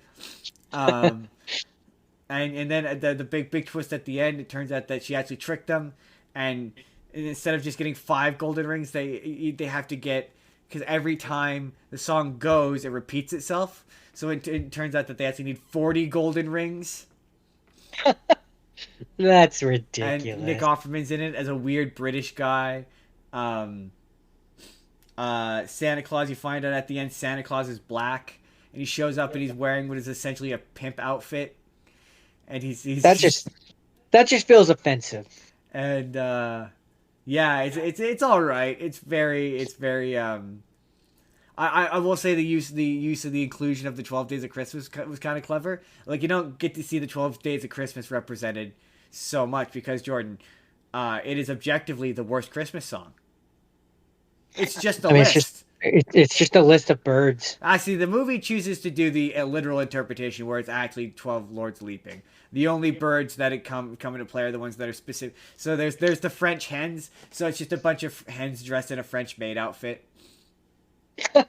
That's ridiculous. It's representative of the partridges in them. Yeah, it's very funny. It's a really silly movie. It's fun. It's lighthearted. It's on Amazon Prime. It's all right. It's all right. That's it. That's my final rapid fire. Okay, so I guess it's time for us to move on to the have seen. Oh, I thought you had one more rapid fire. No, I said that was my last one. I combined two into one. Right. Yes, have scenes it is then. Um, Have scenes. It's a wonderful Christmas. Have scenes. Unless you have another rapid fire. No. All right, have scenes it is. Yeah, I combined certain things just for expediency's sake. Good instincts. Good instincts. So I chose Rise of the Guardians, That's which, a fun movie as well. I mean, it's not technically a Christmas movie, but it has Santa. It takes place in the winter. I'm counting it. If anything, it's more of an Easter movie because a big part of the movie takes place. You people can all get all the way off my back. I mean, if anything, yeah. I mean, I would say that it's probably more you know what? Easter movie. You know what? You know what? Shut up. I do enjoy Santa in that movie though. Santa is a weird Russian. He's got tattoos, and Alec Baldwin is super fun. I liked all the portrayals in it. It's a DreamWorks animation and was distributed by Paramount Pictures. Yeah, it's based off of the Guardians of Childhood book series, which in the book series, each of the so Santa, Easter Bunny, Sandman, Man in the Moon, Pitch Dark, they all have a book which kind of gives their background and how they came to be the leaders of their holidays and stuff. And from what I could tell, the Jack Frost one is actually like the fourth book. Huh. Fourth or fifth book or something like that. which makes sense because we're coming into it and they're all already established in their It's true. holidays. They've Um, already formed the Holiday Avengers the Holiday or Avengers. the Um, Holiday Justice League. no, I like the Holiday Avengers better. The Holiday Avengers. Um, but I really like this movie, and I'm still to this day disappointed that we never got more of them. I mean, yes, because it Um, did poorly. yeah, it did. It had a budget of, well, not as bad as I would have thought. It had a budget of 145 million, and the box office was 306.9 million. Hmm. All So it right. didn't do as badly as I would have thought, but No, it didn't do great I though. guess, but it was. I mean, Wikipedia says it was a disappointment at the box office. Apparently, it lost the studio an estimated 87 million due to marketing and distribution costs. Yeah, I thought it was gonna be a big hit, and it was not. Um, It you got was. Chris Pine as Jack Frost, Alec Baldwin as Santa Claus, Jude Law Was. as Pitch Black, which he is doing a phenomenal job in this movie. Isla Fisher as the Tooth Fairy, Hugh Jackman as the Easter Bunny. Actually, his name is actually E. Aster Bunnymund. He has to Um, bunny mind. That's you got the funny. Sandman, and it's just a really good movie. It's a It's really good cute. movie. It's cute and it's fun when it needs to be. But Pitch Black or Pitch Dark, the Boogeyman as a villain, like the scene where they're like where all is lost moment and he's got all the nightmares like Yeah, it's surrounding them, and kind of frightening, it's like for a child that would have been intense. right? Which like you just don't movies nowadays just don't do things like that anymore. Right? Um and it just I remember watching it in 2012 and immediately hoping that there would be a sequel. And then they didn't, and it was And they did. disappointing. It was disappointing. Apparently there was a video game based on it though, All right, which I didn't know. all right. Let's It was an action adventure game. It was on the PlayStation 3, Really? Xbox 360, Wii, Nintendo DS, and 3DS. Huh. Gameplay. Player is able to play as Jack Frost with the help of Santa Claus, Tooth Fairy, and Easter Bunny, and the Sandman as they battle the evil Pitch Black All right and his then. nightmare minions. Game features drop in, drop out cooperative play for up to 4 players. So it sounds like it was like a beat 'em up game. All right then. I literally never heard of that game. Didn't know that was a thing. Anyway, that's Rise of the Guardians. It was a good So, movie. I enjoy it. all right, all right. I did enjoy that as well. So, Jordan, my big thing is I did the. I don't know how to. Do we have jingle bells? Do we have jingle bells? We don't. Jingle Wait, bells, wait, jingle wait. bells, Oh, I'd have to. I can't. Never mind. Never mind. jingle all the No, it's time for the. It's way. time for the. Oh my gosh! I've gone to the wrong screen. Oh, It's time what for the. It's time fun for it the. No, it's the is wrong screen to again. ride Let's go. Let's go. Okay, here we go. How do I get out of here? on Here we a go. one-horse open sleigh. Sorry, I messed up the intro. Let's try it again. Jordan, it's time for the Rankin Bass Christmas specials, everybody. Have a holly jolly Christmas. Now, for those of you, you know the Rankin Bass Christmas specials. Even if you don't know them by name, you know them. They are the, and we are going to be covering today. Frosty the And Snowman Rudolph the was as Red-Nosed good. Reindeer, and Santa Claus is Coming to Town, and The Year Without Santa Claus. Those are the ones we will be covering today, beginning with Rudolph the Red-Nosed Reindeer, which, like, it's fun. I mean, they're really just, like, they're not long enough for anything interesting to happen. They're way more boring than I remember, is my number one thing. Rudolph the Red-Nosed Jordan, what do you remember of the Reindeer. Rankin Bass Christmas specials? I remember Frosty. It happened. Jordan, do you remember Rudolph? I could picture it. I don't really remember enough about what. You remember Like I the just. Remember the dentist? I, The I do remember the dentist. I also remember the Island of Misfit Toys. The Heat Miser. no, that's another one. The ice one. Oh, That's you a didn't ask about you. I'm just saying rank bass things that I remember. oh yeah, those are from I the year I without remember Santa. one. I remember one where there's a postman, and I think he rides around on a train. That Santa Claus is coming to town. Um, well, I think the postman guy shows up in all of them. No, he doesn't. You would think he does. I always remember the postman showing up in Rudolph. It's not. It's a snowman.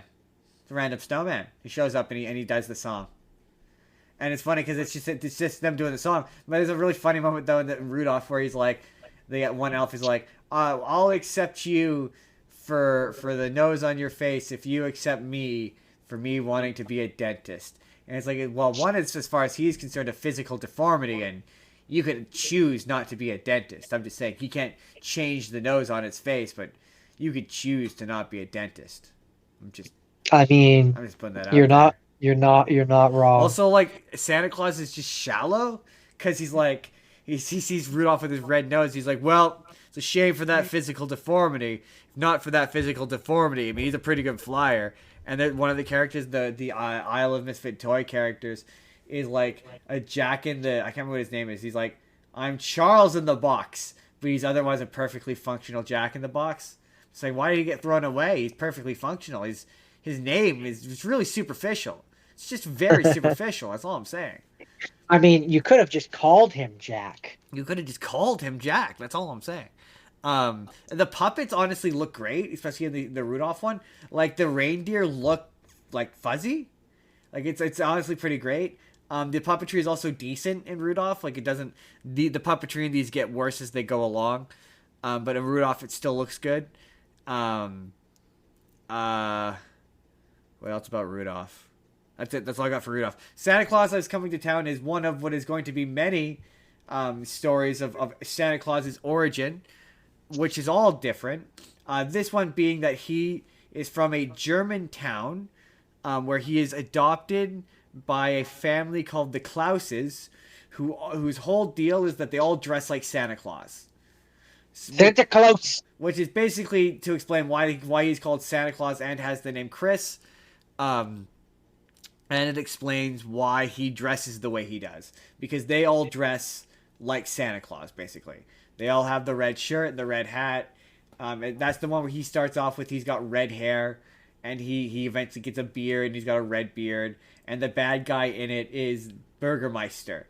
And these are all like an hour long, so they don't have much time to get into a story. So that one just kind of ends with them being like, and eventually all the Burgermeisters died off, and the people realized that their rules were stupid, and they shouldn't do them anymore.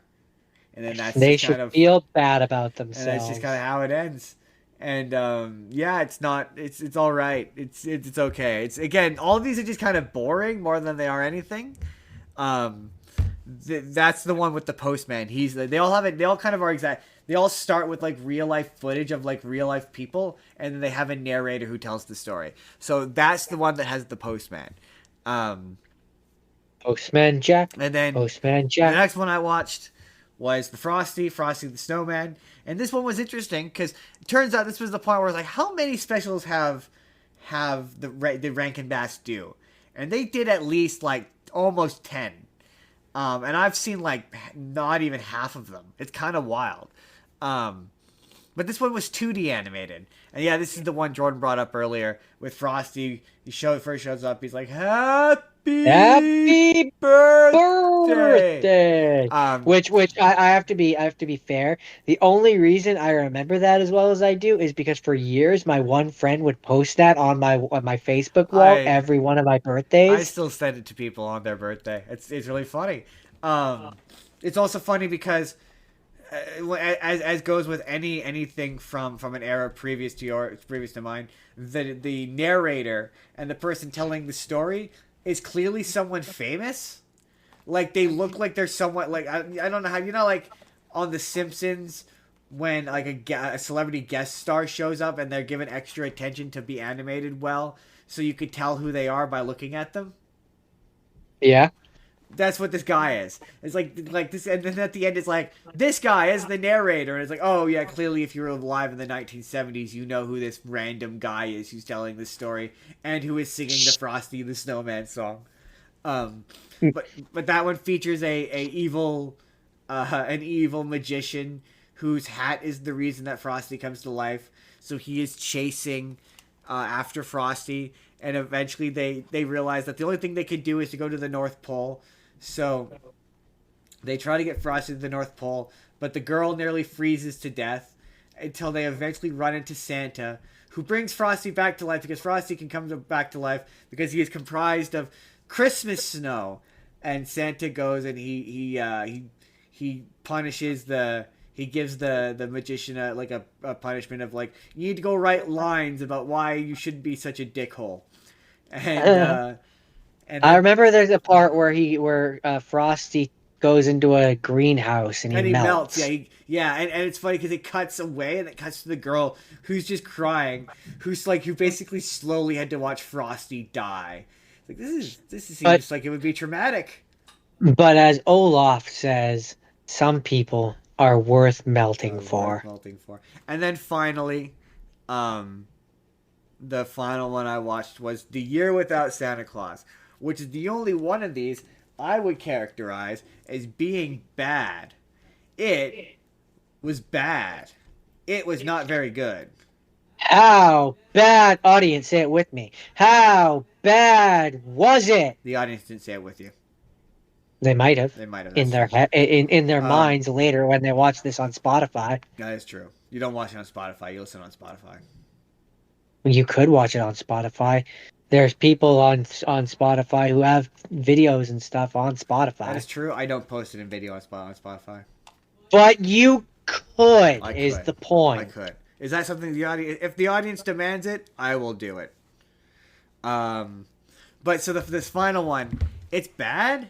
It's like it's the framing device of this one is, Santa Claus gets sick, and decides that he doesn't want to. Well, it's two ideas. It's Santa Claus is sick and can't do Christmas, but Mrs. Claus is trying to show Santa Claus that one person. Thank you, Hakime. Hakime says, I said it in my headspace. Good. Thank you. I appreciate that. So the frame, it's weird. It's two. So it's Santa Claus is too sick to do Christmas, but also Santa Claus is disillusioned with the idea of Christmas and feels like nobody cares about him anymore. And so Mrs. Claus, played by a celebrity who is famous of the day, she sings a whole song where she's like, why don't I just do Santa Claus? I mean, he's sick. I could do Santa Claus. And then the whole gag is that it's ridiculous that a woman would be Santa Claus. A woman can't be Santa Claus. This is the 1960s. Get back in the kitchen. She can't be Santa Claus. She's Mrs. Claus. Mrs. Claus can't be. And she sings this whole song about how the entire notion of her being Santa Claus is inherently ridiculous. It's really weird. So she determines, okay, we have to do Plan B. And so Plan B is to send two elves to find one person who has enough Christmas spirit to show show Santa Claus that Christmas is still worth doing, even though the entire movie or the entire special, Santa Claus has the horrible flu, and it's like it seems like the lesson here is just find Santa Claus a suitable backup. He just needs like a suitable second in command that can just do it when he needs to tap out for a year. You know, like his wife. Right, like his wife who could just throw on a hat and pretend to be Santa Claus for an evening. No one actually sees you when you do this, Santa Claus. Just so long as somebody does it, that's all that matters. And so, Santa Claus eventually discovers this plot, and he goes to chase after these two elves. And the two elves who are walking around asking people whether or not they want Santa to come. At one point, they go up to these like these teenagers who are like, "Yeah, we don't really care because we're teenagers and we're too old to believe in Santa Claus."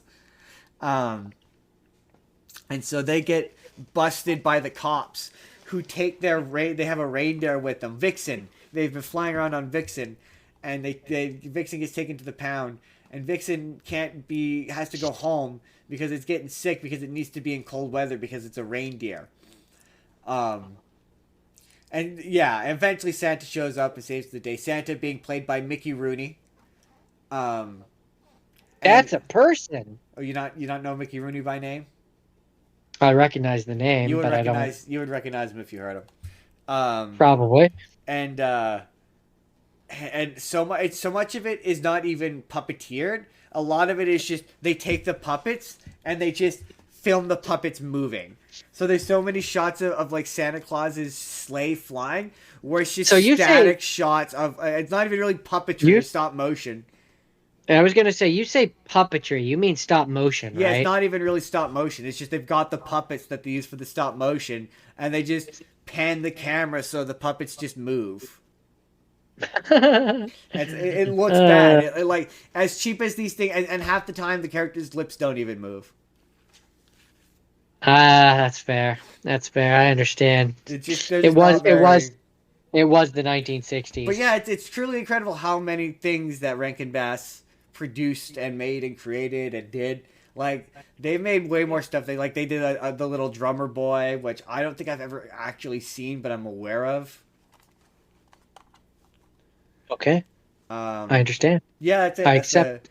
That's the Rankin Bass Christmas specials. At least the ones I watch. Leave a comment. Let me know what's your favorite Rankin Bass Christmas special, If there are any. if indeed you have any. Which you got it. Everyone loves Rudolph and Frosty. I mean, for me, it's Frosty. Everyone loves Frosty or Rudolph or Santa Claus is coming to town.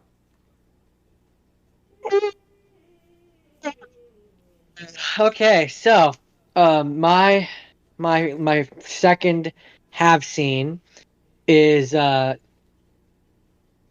I mean, it's a modern retelling of A Christmas Carol.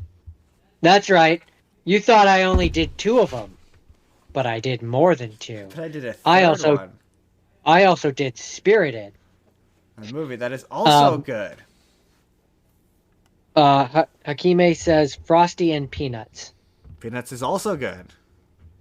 Um, yeah, it's a modern retelling of Christmas Carol where basically Will Ferrell has been doing the same, haunting a person and making them three Christmas ghosts and making them good all in one night for years and years and years. They call them seasons, but years and years. And then he's gonna try and redeem an irredeemable, which is Ryan Reynolds, and it turns the whole Christmas Carol story on its head. And I don't want to give away at all because it's genuinely very good, and more people should watch it. Yeah, it is a But severely underrated Christmas movie that I think more people would see if it wasn't trapped on Apple TV. I did not watch it on Apple I TV. also did not watch it on Apple TV. Wink, Wink your face. wink. Wink your face. You know what I'm trying to say. Wink your face. Um, but yeah, without giving away all the details, it's just it's enjoyable and it has two really solid songs. I like most of the songs. Honestly, my only real criticism is there's one bad song. They're really obsessed with one joke, and it's the notion of saying "good afternoon." For whatever reason, they thought it was hilarious. It becomes its own song. It is legit the worst song in the movie. It goes on for a eternity. See, what's funny is as I was watching the Jim Carrey one, the point where the nephew is trying to convince Scrooge to go to dinner, and Scrooge keeps saying, "Good afternoon," and I was like, "Oh, he just swore." Right? Like He somebody, he just told his nephew to fuck off. Whoa. yeah, somebody who wrote Spirited really thought that that joke was clever. They wrote an entire musical number around it, and it's the worst song in the movie, and it goes on Um, forever, um, forever. that being said, Do a Little Good is really good. I like Do a Little Good. I like I also like Unredeemable. Unredeemable. I like Ripple. I like Ripple. It's Um, okay. I like I like Bringing Back Christmas. I enjoy that one too. I mean, I like them all. It's just I don't like them all enough to put on a playlist. Yeah, fair enough. And we're gonna spoil it. We're gonna spoil We're gonna spoil this movie. So if you haven't seen it, go watch it. It's totally worth it. It's really good. The music's good. I mean, it's a Paul and Pasek. They're all gonna be earworms. Paul and Pasek did Greatest Showman and Dear Evan Hansen. And as I'm saying this, you're probably thinking, "Oh yeah, that explains why I like the music." I already knew that. You told me that's how you got me to watch it in the first place. Yeah. It's Paul and Pasek. Um, They make good. They um, make earworms. so what's funny about it is that um, I, I just would never have thought that Will Ferrell would be as good in it as he Man, is. he is passionate about it. He's got a producer credit, and I know I bring this up every time we talk about this movie, but it continues to be funny that he gets 3 solos. 3 solos. Yeah, One of which was cut and then put back into the post credits. I just would not have thought of him to be a musical type. Like, Ryan Reynolds doesn't get 3 solos. He gets like 1 solo and it gets cut off. How do I get 2 solo? No, because I wouldn't even count Bringing Back Christmas as a solo. Like, he gets like 1 solo and it gets cut off. But if we're talking spoilers, We're spoiling. spoilers. The point where you find out that Will Ferrell's character is Ebenezer Scrooge, That's genuinely, the first time I watched it, genuinely I didn't see that coming. Yeah, it's a pretty clever twist. It does make you go, wait, so like, how did it's a real guy? Did Dickens hear about it and base the story on him? Was he also haunted by the 3 ghosts, and that's why he knows about all of that? Right. Like, what's the logic there? It does get oddly dark in the 3rd act. I will say that. Well, yes, but to be fair, that is the Christmas Carol influence. All of the Christmas Carol stories get dark in the 3rd act. That's kind of the point. I suppose, but I more meant like the fact that the kid killed himself. That is kind of, but I meant the fact that he dies in the end. Yeah, but dark. But he's Tiny Tim. He doesn't die in the end. Clint dies. Oh, you mean Ryan? You mean Ryan Reynolds dies? Yeah. I thought you meant the kid. No, the kid doesn't actually die. But the fact that Ryan Reynolds dies at the end, I'm like, that's kind of dark. Kind of, but also he breaks death. Yeah, true. He does hack death a little bit. He hacks death. He's able to visit people that are alive, and he's not really dead. And like, what is the concept of the other world in this universe? Like, do I get a choice? Can I go work for the Christmas singing dancing department? Because I'll do that. That seems like kind of an okay gig. See, my thing is more. I'm on the opposite side. I'm like, do I have to go work for the musical? Is that a punishment for some people? Some people volunteer, but is that other people's version of hell? And also the guy who's working on the set design in the background, he's not leading or in charge. He's just doing grunt work. That's work. And also, like, do I start off as the guy standing off to the side watching them, and then I work my way up to choreography? Is that how that works? Like, there's a lot of questions, and got a lot of questions. We will never get the answer unless they somehow make a sequel. Yeah, they did put this in the theaters for a bit last year, and it didn't do crazy well. Again, which is a shame. This is one of those ones that if it had gone to theaters, I swear it would have done like a proper theatrical run. I think it would have done way better. I tend to agree, but I really enjoy it, and I do recommend it for people to watch. It's totally worth it if you have Apple TV or other means. Winky face. Yo ho. Yo ho. Yo ho. Pirate's life. For me. Ho ho ho. Ho. Winky face. But that's Spirited. It's like enjoyable movie. My second had seen is a movie called Fred Claus. Not Fred Claus. That's a different one. Arthur Claus. And it's my favorite kind of Santa Claus movie where it's like Santa Claus doesn't do it all by himself illogically, and he has a network of people who all help him out. And it's family. In this case, yeah, it turns out that Santa Claus is a familial, passed down from generation to generation name, and they're not all named Santa Claus. It's a title. So the current Santa Claus is, I believe, Murray Claus or something something to that effect. He's not actually Santa Claus, and he is on the verge of retirement. And his son Steve Claus has set up a computer system and an intricate system in which the elves, like Black Ops style, deliver presents without a child ever knowing. and there's a mistake in the system, and one child accidentally gets missed, and Grandpa Claus and Arthur, the current Santa Claus's youngest son, who is a bit eccentric and a bit goofy, are tasked with getting, or the self-imposed task, to get the present to this child before Christmas, so the child can believe in Santa Claus. It's cute. And it is really cute. It's surprisingly, and this surprised me, made by Aardman. Aardman being the people who make Wallace and Gromit. Oh! Yeah, I know. It surprised me. I was like, huh. I see it now that you say that. Right? I see it because of Grandpa Claus. Yeah, yeah. I really love James McAvoy as Arthur Christmas. His scream. He has this really fun scream that reminds me of Richard Horowitz. I haven't seen the movie in a while, but I remember enjoying it quite a bit. Yeah, he's got a really fun scream. It's a really fun character, and yeah, it's really cute. It's really wholesome, really fun, really funny. Trying to think anything specific. Anything specific I had to say about it. I really like the animation and the art style. I would totally watch another one of these. Nope. Kind of surprised that we never got another one. I know, right? It's really well received to the point that I'm like, they only really made one other 3D animated movie, and that was flushed away. Which was with DreamWorks apparently. Other than that, Aardman has always been stop motion. And I'm like, man, they're really quite good at this. Like, they should have a more prolific studio. It kind of makes me go, I kind of want to do another animation episode where I talk about Aardman.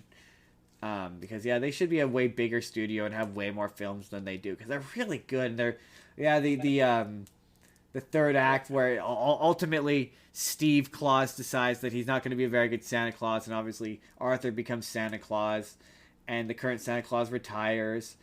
And they're all like really obsessed with the idea of being Santa Claus more than like what Santa Claus actually means. And oh, I just remembered. I remembered something I forgot. Since that's all I have to say about Arthur Christmas, I realized I forgot to mention Christmas Chronicles. I didn't put that in my list. I got recommended that from a short I saw from friends of the show, Average Intelligence Podcast. Eric from the Average Intelligence Podcast, he recommended Christmas Chronicles. And that movie is Kurt Russell as Santa Claus. And that the two things that are kind of funny about that movie, basically it's one of those like, there's an older brother and a younger sister, and the younger sister believes in Santa Claus, and the older brother doesn't believe in Santa Claus, and they accidentally wind up in Santa Claus's sleigh, and Santa Claus crashes the sleigh, and it's about them trying to find Santa Claus's sleigh and reindeer and stuff before Christmas, and they can save Christmas. And it's called Christmas Chronicles. Because there's more than one? Well, that's what's so funny. For a movie called Christmas Chronicles, it kind of connotates the movie's more epic than it is, but it's not. It's really more like a Disney Channel original movie. It doesn't really have anything too epic, or the plot's very simple, and like there's a second one, and I have no idea how could there possibly be a second one. But Kurt Russell, he's so weird. It's like he's thin, and he's got this running joke where he's obsessed with the idea that Santa Claus is fat. Like, you know how the world has this idea that Santa Claus is fat? Well, he's really he's really self-conscious about that. He just can't stand it for whatever reason. So anytime he sees like a fat Santa Claus, he gets all upset about it. It's really weird. The elves are like little tiny creatures that speak Elvish. So Santa Claus really only ever really speaks Elvish. He rarely gets to speak English. And what else about it? The only other funny thing about it is Mrs. Claus is played by Goldie Hawn, which is his real life partner. They've been together for like 40 years. That's cute. That's cute. That's it. That's Arthur Claus and a Christmas Chronicles. I quite enjoyed Christmas Chronicles. Like I said, there's a second one. I have no idea how. I'll probably watch it for next year. That's it. That's all my have scenes. All right. So we're gonna move into have not seen. The have nitty not scenes. So, I hope you like A Christmas Carol, because we're going to talk about it for a fourth time. Oh God, not more Christmas Carol. And I mean, what can I say about Scrooge, A Christmas Carol, other than nobody infiltrates A Christmas Carol movies like Gaston? Nobody sings the best songs in that movie like Gaston. Because Scrooge is played by the guy who did the live action version of Gaston. The Um, only reason we've seen this movie is because of TikTok. Because I saw the clip of the I can't remember the name of it, but the one song. uh, it's Take my hand, come with me now, and where is you'll it? fly free. No more Tell need. Me, I think it's Tell Me. or no, it's Later Never Comes. Later never comes. That's it. I saw a clip of that on TikTok, and I was like, "What is this? Surely all the music in this movie must be as good as this one." It's not. It's not really. I would say the only one which is as good as it is the song "Tell Me," which is yet again like it's one of the ones that Gaston sings. Yeah, yeah. It's an Uh, otherwise an all right movie that's just kind of forgettable. it's yeah, it's. I mean, it's got stuff in there that I like. I like the interpretation of Ghost of Christmas Past. I Yeah, yeah. like That's fun. I You're like right. the characterizations, and I like the animation, and like it looks cute and it looks fun. It very much reminds me. I described it as this, and I kind of tend to stick with it. It reminds me of like a early 2000s straight to Disney DVD Yeah, I movie. can see that. I can definitely see that. Um, which works. Like it's not bad, but it's not like breaking any boundaries or anything. Like Yeah. it is what it is, and I think it does it decently well. It's not like the worst version of Scrooge that I watched this week. Oh, really? Yeah, I mean, it's hard to say. Uh, okay, I watched three musicals. I would say it probably Um, was. I've watched three musicals, so I compare those three against each other. I don't really put the Jim Carrey one in the same category Yeah, fair enough. because it's kind of a completely different vibe. Yeah, no, fair enough. Fair enough. Um, and so yeah, I don't know. I like them all for different reasons. Um, like this one kind of just feels like it's and it was an artistic choice which I thought was interesting. Scrooge feels younger in this one. Yeah, definitely. Um, like his portrayal, the way he looks, the way it just he feels younger. And so it's kind of just it was a breath of fresh air considering in all the other ones he's like an 80-year-old guy. Here he feels like late 50s, Yeah. 60 at most. And that really does bring like a different energy to the character. I also really appreciated in this one, um, he has he has Marley's dog from the beginning. And he genuinely seems to love and like the dog. And so it kind of, you know how in Cumber Grinch's version of the Grinch, it makes him seem more approachable and more like because he also loves his dog in that version. Yeah. Whereas in the Jim Carrey version of the Grinch, he's kind of an asshole towards Max. Yep. Um, um, so the fact that like you see Ebenezer in this one loves the dog or likes the dog at least, it just makes him seem like less of a Scrooge, Yeah. if that makes That sense. does. Yeah. Um, which kind of seems to line up to I saw it was a Reddit post which I saw which described this. Whereas in the original story, Scrooge, because they looked into comparing what Bob Cratchit made versus like whether that was an actually a fair wage, 15 crowns a day, which in terms of from what I read anyway from this Reddit post back in the day would have been considered that was a fair wage. Yeah. It didn't cover. The thing is that it didn't cover like his Tiny Tim's sickness, but it was like for an average family size and a normal family back in the day, it was fair. And that's because in the original story, Scrooge was considered to be a very fair and reasonable businessman. By the book, didn't do anything underhanded, which is where in a lot of these stories where he's portrayed really bad in terms of business. That going from what I understand anyway, that kind of goes against what the actual character is supposed to be. Huh. Um, he's supposed to be very like fair to a fault when it comes to business, to the point where like the thing that makes him bad in terms of old timey times is that he won't go above and beyond. So like for Cratchit, his family is sick. He doesn't consider that to be his problem. He pays him a fair day's wage. That should then be Cratchit's problem, Right. right? That's what makes him bad in the original story, is because the point was supposed to be for like on Christmas and around that season, you should be going above and beyond, Gotcha. not just the bare minimum. Gotcha. Gotcha. Gotcha. Um, Gotcha. so it's been fascinating.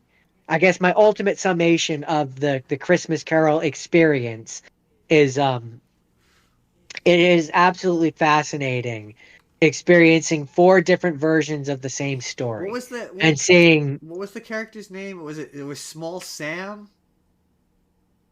so for which what It was no, it wasn't Small Sam. It was abnormally small. I no, I think you mean Tiny Tim. What was it? It It's was. You think it was you're slightly smaller. you're talking about Bob Cratchit's son, the one who dies, or if Scrooge doesn't change his ways. Yeah, yeah, Tiny yeah. Tim No, no, with a no. It wasn't. It crutch. wasn't Tiny Tim. It was. No, it was absolutely Tiny Tim. It was. It was Justin, slightly no, no, shorter. Justin, I know you're doing a bit. You're trying to be funny. I watched four different movies, four different versions of this movie on Christmas Caroled Out. It was Tiny Tim.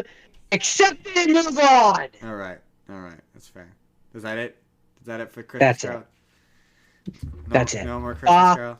bah, humbug. Bah humbug indeed. So now for my haven't seens, I got two. Both are about Sandy Claus. I watched the one movie, Red One, which is it's J.K. Simmons as Santa Claus. The Rock is the Santa Claus's bodyguard. It's got Chris Evans, and Chris Evans is a guy who he finds people, and Santa Claus gets kidnapped. And without spoiling anything, do you care if I spoil this movie? Little bit. I'd like to watch it.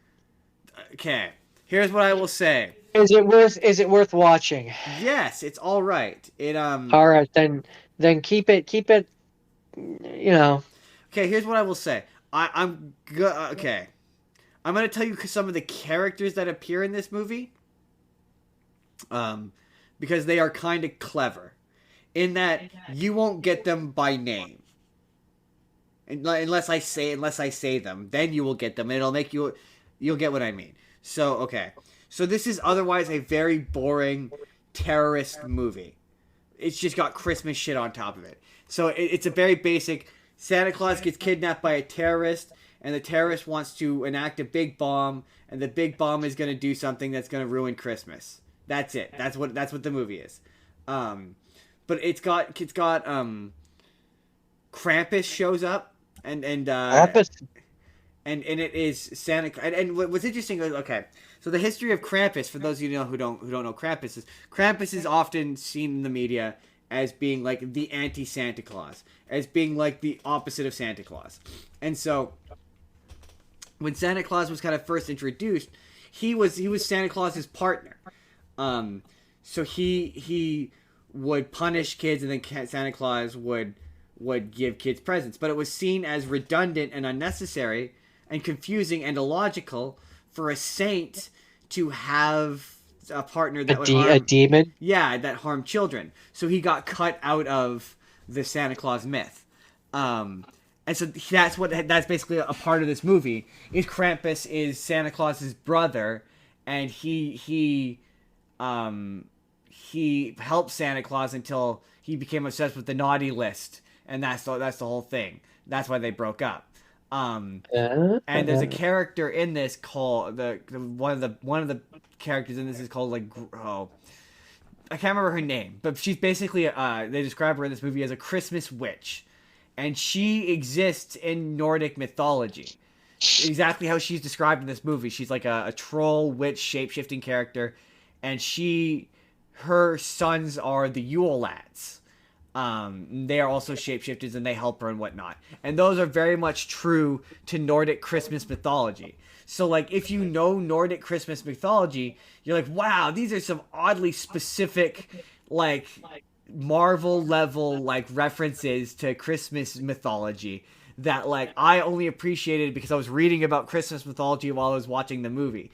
But, like, if you don't know who, it starts with a G, but if you don't know who this character is, they're not going to mean anything to you. It's one of those kind of movies. And, like, if it didn't have, like, the Christmas stuff on top of it, it's otherwise a very generic movie.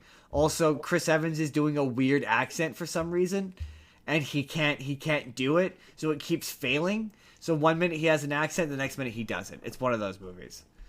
Got it. Also, Santa Claus is jacked. So you're kind of, they do kind of explain it a little bit, but you're just kind of like, wait, I don't understand how anyone could physically overpower this Santa Claus. He could break you. They describe him as like burning like 400,000 calories per year. But it's another one of those like he is one cog in an otherwise very large machine of like people who all like one of the people who work, Mrs. Claus works for him, and they all coordinate. Like I one of the things I kind of appreciated about these movies where they were like, okay, Santa Claus in the modern world, obviously Santa Claus would upgrade his process. You know what I mean? Yeah, it just you have to. You have to. He wouldn't do it the same way. So now it's like, yeah, they're all hyper trained and hyper competent, and like they all help him. Although it's confusing because it's not made clear whether or not like the people who live and work at the North Pole are human or not. It's very confusing. Yeah, it was all right. It's not great, but it's not. I thought it was okay. Like I thought it was about as good as any other Rock movie, which is to say, Fine. fine. It's fine. Joe, what's your final half scene? My final half scene. So, this is the one, Justin. This is the one that's going to make people hate me. I watched Elf, and I kind of hate it. Look, man, it never interested me. I don't get it. I don't get where this love for it comes from. Um, he's a annoying character. He's so annoying. And like we don't talk about the fact that he just kind of she's having a shower. You might have grown up in the North Pole, but you know that that's inappropriate to sit there while she's in the shower. You have bathrooms. You have showers there. Do you walk in on other elves when they're having showers? No. Then why do you think it's all of a sudden appropriate to do that when you're in the human world, buddy? It's not cool. It's weird and creepy. And like he's this gigantic man child who no, it just I don't like it. Okay.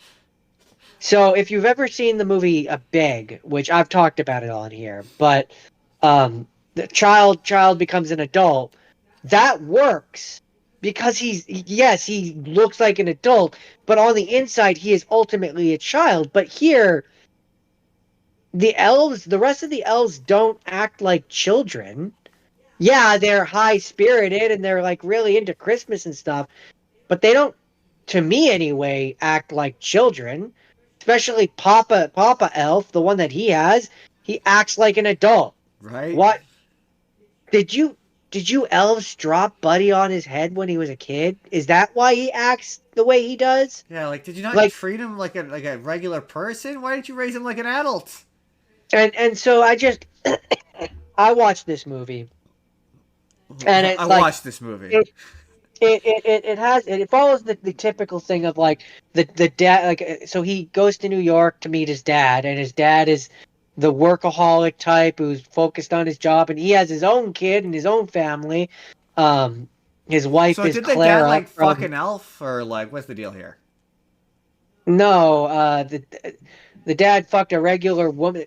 Buddy is not a half elf. Buddy is a human who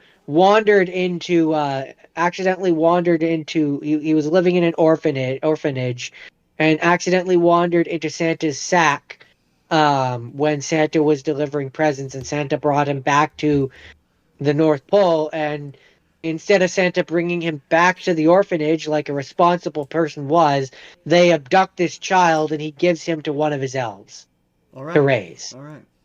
All right. Um, he's like, oh well, fuck it. He's an orphan anyway. Nobody wants him anyway, and decides to keep him, um, like a pet. Um, and so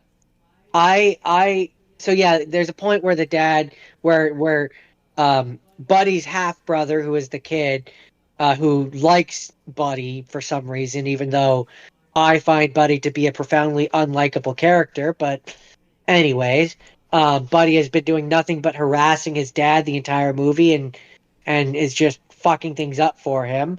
And it hits a point where his dad is in this meeting. Also, there's this whole section where you have I can't remember the actor's name. Peter Dinklage. You have Peter Dinklage is this really famous guy who they're trying to get to do a book deal because he works at this book company. And Buddy comes in and keeps calling him an elf, to which he's obviously getting angrier and angrier, and ends up like fucking leaving. And I'm just like, this isn't funny. This is offensive. Right. Like, am I just has living in the world that I live in made me, and I hate using this word, too woke? Am I too woke to enjoy this It's movie? piecing on mad, Jordan. It's piecing on mad. Uh, and then yeah, it hits a point where the half brother is like, I can't find Buddy. Like I need your help, Dad. And Dad's in the middle of this big important meeting, and the boss is like, if you leave now, like you're fired, basically. And he's like, the dad is like, basically like, fuck you, I quit. And I'm like, really, for the guy that thinks he's an elf, you're gonna throw your career away? I mean, one could argue he's throwing his career away for the son he does like, Right. but but no, you, no, nothing that Buddy has done in this movie has made that action warrantable. I mean, He's been fair he's enough. been nothing but he's been nothing but a nuisance and an idiot this entire time. And again, I want to say I find him deeply unlikable. Um, he, I don't understand. I know this is a very popular movie that a lot of people have a deep nostalgia and love for, and I don't get it. So like at the end of the book or end of the movie, it ends up where his dad starts his own publishing company using this book, which is based off a totally fictitious story about an elf who comes to New York to meet his dad. And basically, he profits off of Buddy, and Buddy's story. And the book ends with Buddy is in the library reading the book about his own life. And I'm just like, All right. I don't, I don't get it. I don't get why this movie is so beloved. I've never I gotten it. I don't get it. Like it's not like other movies where it's like, yeah, kid gets turned into an adult and it's wacky hijinks. It's man child doesn't know how to function in human Or like if society. any of the other And elves acted like him, it's just an inconsistent sounding characterization. they Why are they you like this, kind of buddy? they kind of do, but like they don't leave the North Pole. They live in a place where that makes sense. And I guess it's supposed to be a fish out of water story, but he's so irritating that it's not fun for me. Yeah, fair enough. It's never looked appealing to me. I yeah, I walked away from this movie, and I mean, there's a couple points here and there which I laughed, but overall, I just found it to be an exhausting experience, and I was glad when it was done. That's fair. That's all I have to say about Elf. Well, to round this up, my final have not seen was a little movie that, according to Netflix, is Academy Award nominated called Klaus. And the very basic concept of it is, the idea of writing a letter to Santa Claus. I mean, yes, it's a very ancient pastime. Well, this movie Kids have is been, kids have been doing it since the 1500s. this movie is that true? I have no idea, but it could be. It could be true. This movie is the origin of Santa Claus and where that comes from. And it turns out that Santa Claus is sort of the okay. Well, it's about a rich son of a postmaster who is sent to a really far away Nordic village where it is two feuding families who both hate each other and have no desire to have any mail or anything sent to each other. This mailman runs into this gentleman named Klaus, a toy maker, played by J.K. Simmons, and they become friends. And they essentially J.K. Simmons. Wasn't he the one in the last one too? he was, yeah. And they basically Whoa. end up crafting this identity of this mythical being of Santa Claus, where they're trying to. I'm not going to give too much of this away because it's genuinely very good, and there's some good twists and turns. But it's a lot of like, oh, Santa Claus is just a regular guy, so there's perfectly reasonable explanations for all of it. So like, oh, how can Santa Claus fit down all of our chimneys? And it's because Santa Claus is actually two guys. Santa Claus is the big guy and the little mailman, who he's the one who's doing all the squeezing into chimneys and sneaking into places and doing all that stuff. Yeah.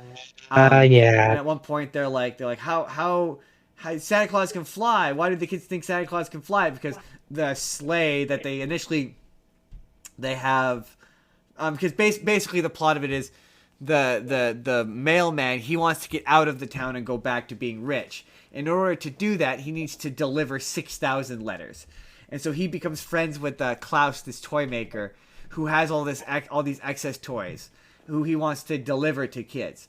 And so he gets the kids. If the kids deliver the letters, they'll bring him a toy, and they deliver these toys like late at night or whatever.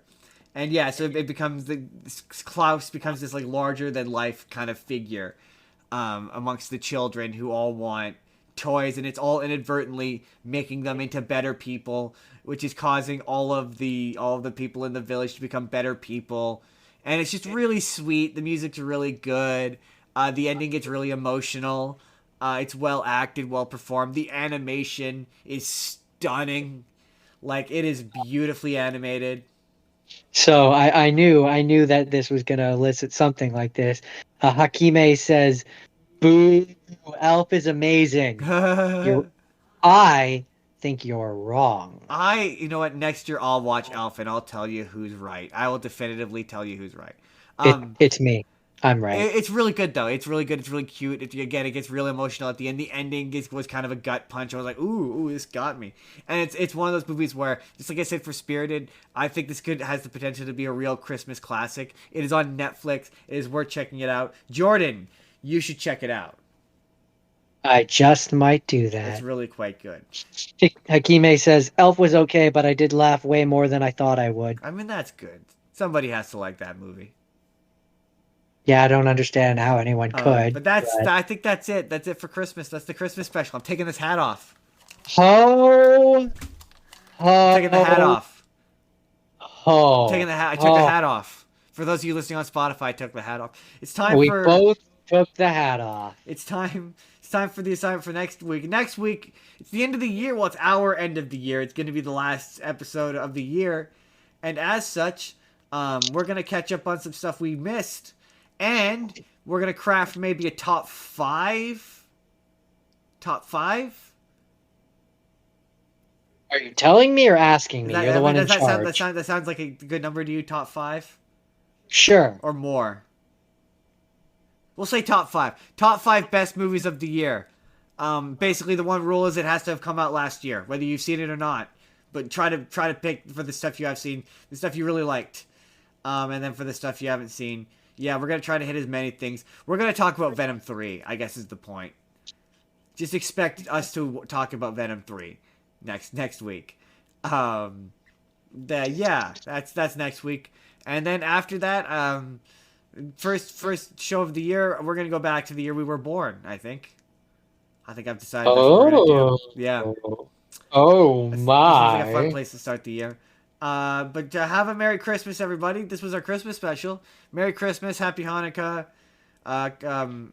Crazy Kwanzaa. A tip-top tet and a very solemn and religious Ramadan. Ramadan. Ramadan. Yeah, that one. We upset somebody there. I just know it. Jordan, I where mean, can they find you? Where can Hakeem find you? I yes, you will see us next week, Hakime. You can see me on Monday on Twitch. I do Zethgore187. I do Minecraft Mondays. I I am on TikTok. I'm Justin Spurr on TikTok. You can also the show is on TikTok for as long as we can be on TikTok anyway. Uh, we have a Discord, the link of which should be a fresh link in the description. Vote for us in the arties. If you want to be on the show, you're more than welcome to. All we ask is that you fill out the little Google form in the description below. If you have some sponsor, you want to sponsor the show, pay us money to sell your stuff, you can email the show. That's in the description. I think that's it. That's all. Vote for us in the armies. Happy Festivus! Have a merry and happy non-denominational holiday festivus. We will see you next week for the end of the year Wow. special, Yeah. everybody. Have a Yeah. good one. Bye bye.